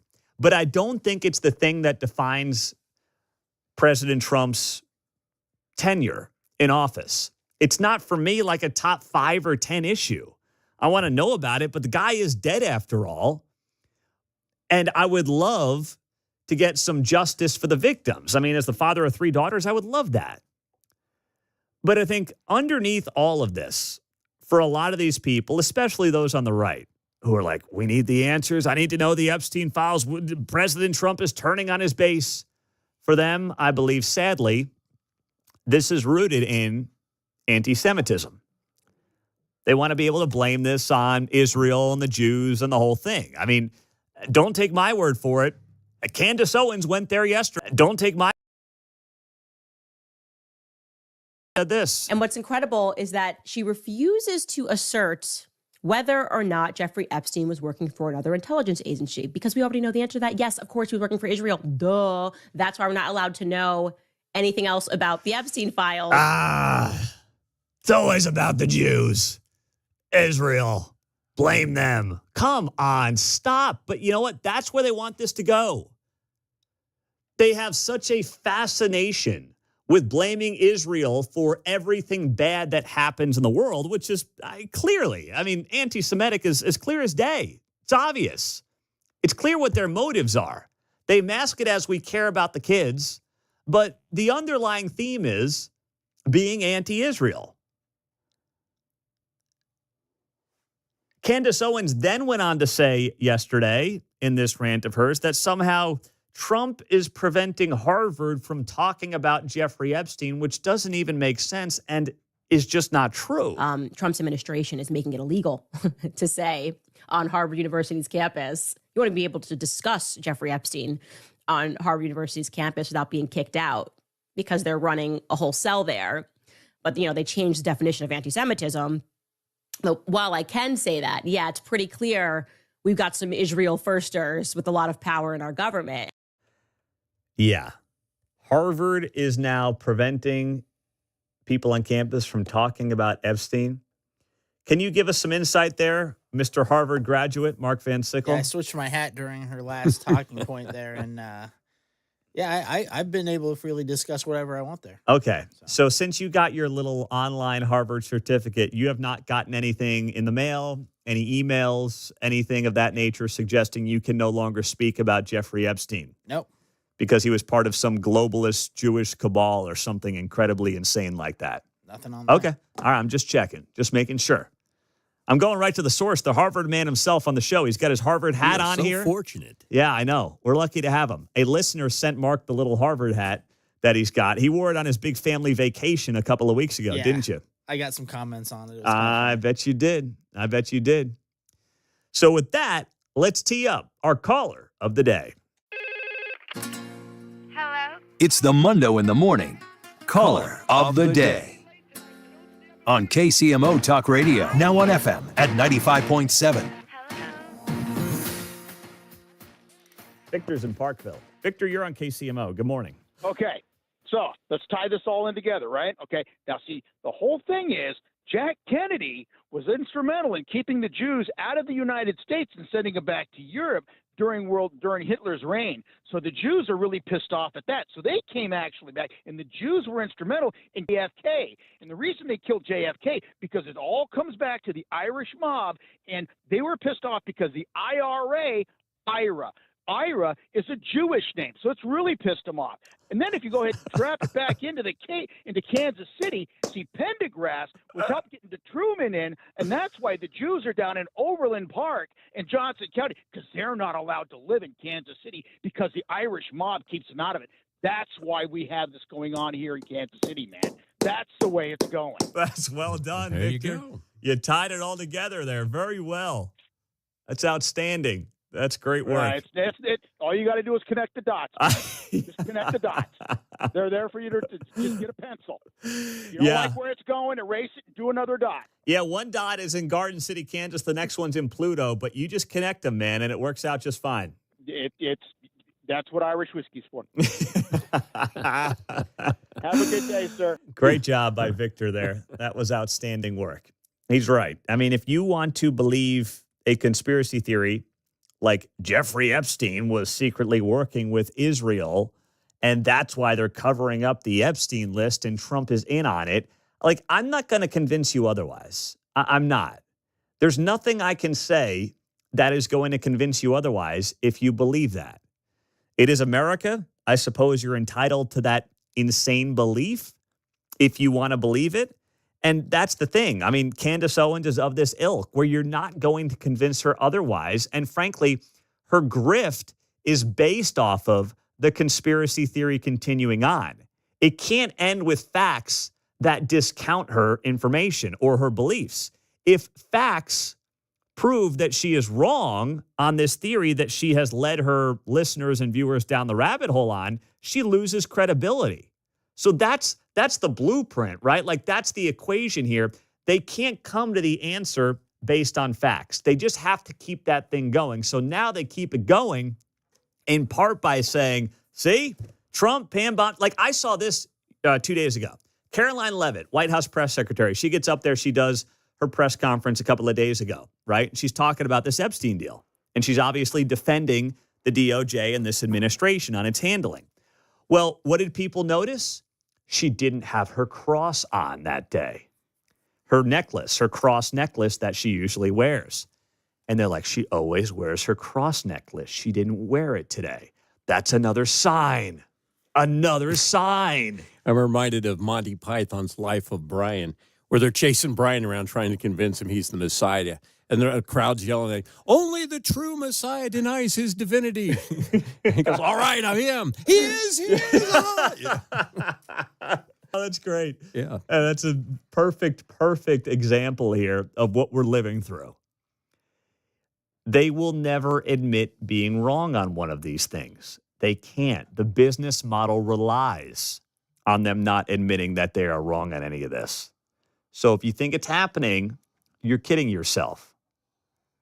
Because when you can blame a country or a group of people for all the ills of the world, well, when things don't go your way, what do? You just go and blame that country. It's really no different from what Hamas does in some respects. Really isn't. Everything is the fault of this specific country and these specific people. It's just done from, I guess you would say, different sides of the political aisle, but I don't even think that's fair. They're really one and the same. They just mask it differently. 913-408-7957. There is still time to join us on KCMO Talk Radio. We'll put a bow on this show with the most insane audio clip that I haven't even played this morning. Things have been so busy, I totally forgot I had this. But you're not going to want to miss this gem as we put a bow on a Wednesday before Kevin Keatsman Uncanceled, 10 o'clock on KCMO.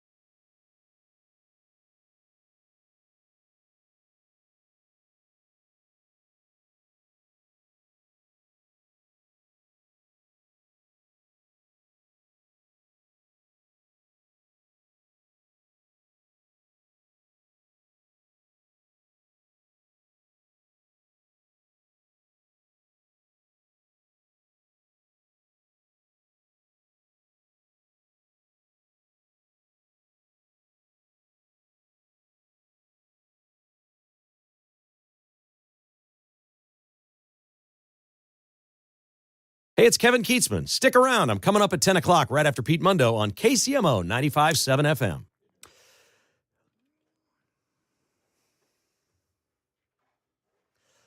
Do you see Josh Hawley and Cori Bush hanging out together yesterday? That was bizarre. They were in St. Louis. Cori Bush used to represent St. Louis in Congress. She got primaried. She was a squad wannabe, got primaried by this guy, Wesley Bell. But Josh Hawley was there in St. Louis yesterday alongside Cori Bush, and they were like hugging each other. It was beyond bizarre. They were there touting funding for nuclear radiation victims. So fascinating. Now, what's interesting is that Wesley Bell actually didn't vote for this because it was part of the big, beautiful bill. But Josh Hawley was very proud of this. He's been touting this extensively for that side of the state. And Cori Bush shows up at the press conference, and her and Josh Hawley are like having a ball together. It was the weirdest thing. They're hugging each other, and Cori Bush is like half of what Cori Bush used to be. She's on the Ozempic or something like that. I mean, she's good for her, improving her looks, and hopefully is healthier as well in the process. Now, someone who should be on the Ozempic but isn't is Stacey Abrams, former gubernatorial candidate in Georgia.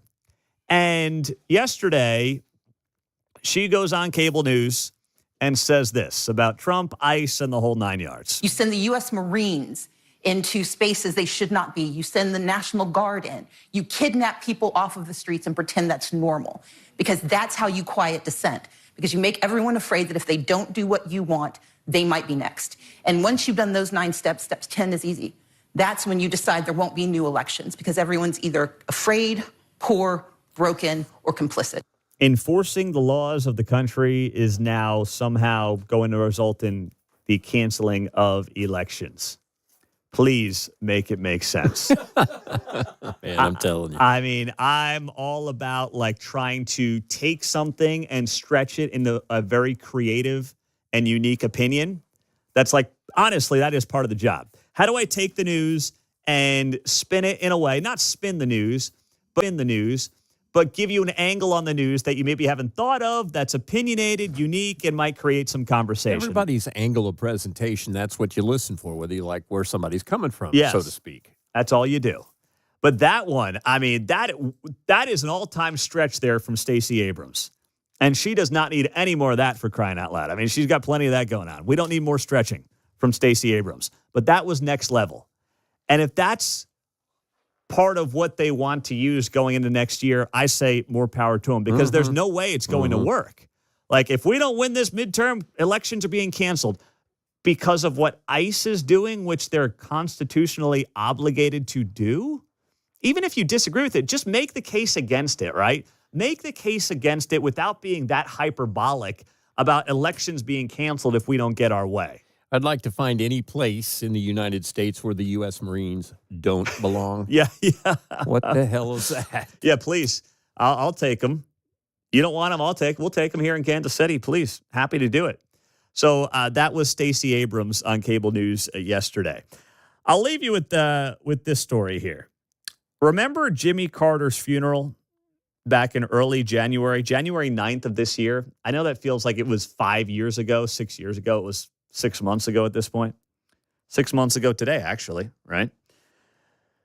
And there was that visual of former President Barack Obama and President Donald Trump sitting next to each other at Jimmy Carter's funeral and yucking it up. They were just laughing it up and having the time of their lives. Well, we now know what caused them to, or what caused Obama in particular, to start chuckling.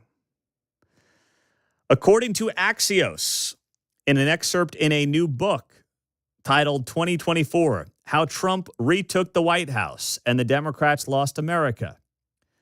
According to a passage from the book, the thing that got Obama howling is Trump inviting him to play a round of golf at one of his many golf courses. Oh. How about that? Oh. They write here, President Trump invited former President Obama to play a round of golf at one of his several golf courses during the pair's viral moment at former President Jimmy Carter's funeral back in January. The then president-elect requested that his predecessor join him on the links as the two political foes the world with their pleasantries during Carter's state funeral inside the Washington National Cathedral. According to the book, he sat next to Barack Obama and invited him to play golf, enticing him with descriptions of Trump's courses around the world. That actually, I could see that being pretty funny. I could see Trump just giving the greatest sales pitch of all time on one of these golf courses and being like, Barack, you got to join me. You got to be there, Barack. You got to see it for yourself, buddy. See, when I was in high school, we did not have a swimming pool at our high school, but you would tell the new students, oh, it's down there, down this hall. Well, that was the hall to the girls' locker room, And so I could imagine him going, hey, we told Joe the pool was upstairs, so he's still looking for it. Oh, trust me, there's no love lost between Obama and Biden. No. So that's one thing they could definitely agree on, making fun of maybe Joe. They'd have a Joe joke. Oh, what are we talking about? I guarantee you. Probably was one there. I guarantee you there was a couple of Biden jokes in there as well. There's no doubt. Come on, Barack, we can go down to one of my courses. Come on out to Bedminster. And we'll tell 4 hours of Biden jokes, and we'll have the time of our lives. I'll even spot you 3 strokes on either side. What do you say there, big guy? Okay. All right. Yeah, I'll take you up on that, Donald. That would be a great scene, and I'd love to see it. Let's go golf and leave Mike at home. Well, remember, there was no Mike at the funeral. Didn't show up. Right. Yeah. Nowhere to be found. So it was just the 2 old boys yucking it up. Mm-hmm. And it goes to show you, too, I actually think, politics aside, these 2 guys would like each other because politics aside, most people will tell you that meet them one-on-one. And it's a common thread with the best of the best. Bill Clinton had this as well, according to people that have met him. I've not met him. But they make you feel like you're $1 million when you're in a one-on-one situation with them. They're very personable, and they act like they care about you. That's what the best politicians do. Bill always had the look on his face, the smirk of, isn't this great? Yeah, This greatest place, and we're here. And it's even more amazing he did that while being married to Hillary. Touche. Because, man, waking up every day and realizing, whew, There's boy. a guy involved in method acting. All-time great. Yeah. All right. With that, we're out of time. We will be back tomorrow morning at 6 a.m. Kevin Keatsman, Uncanceled, has you for the next hour. Have a great Wednesday on 95.7 FM, KCMO.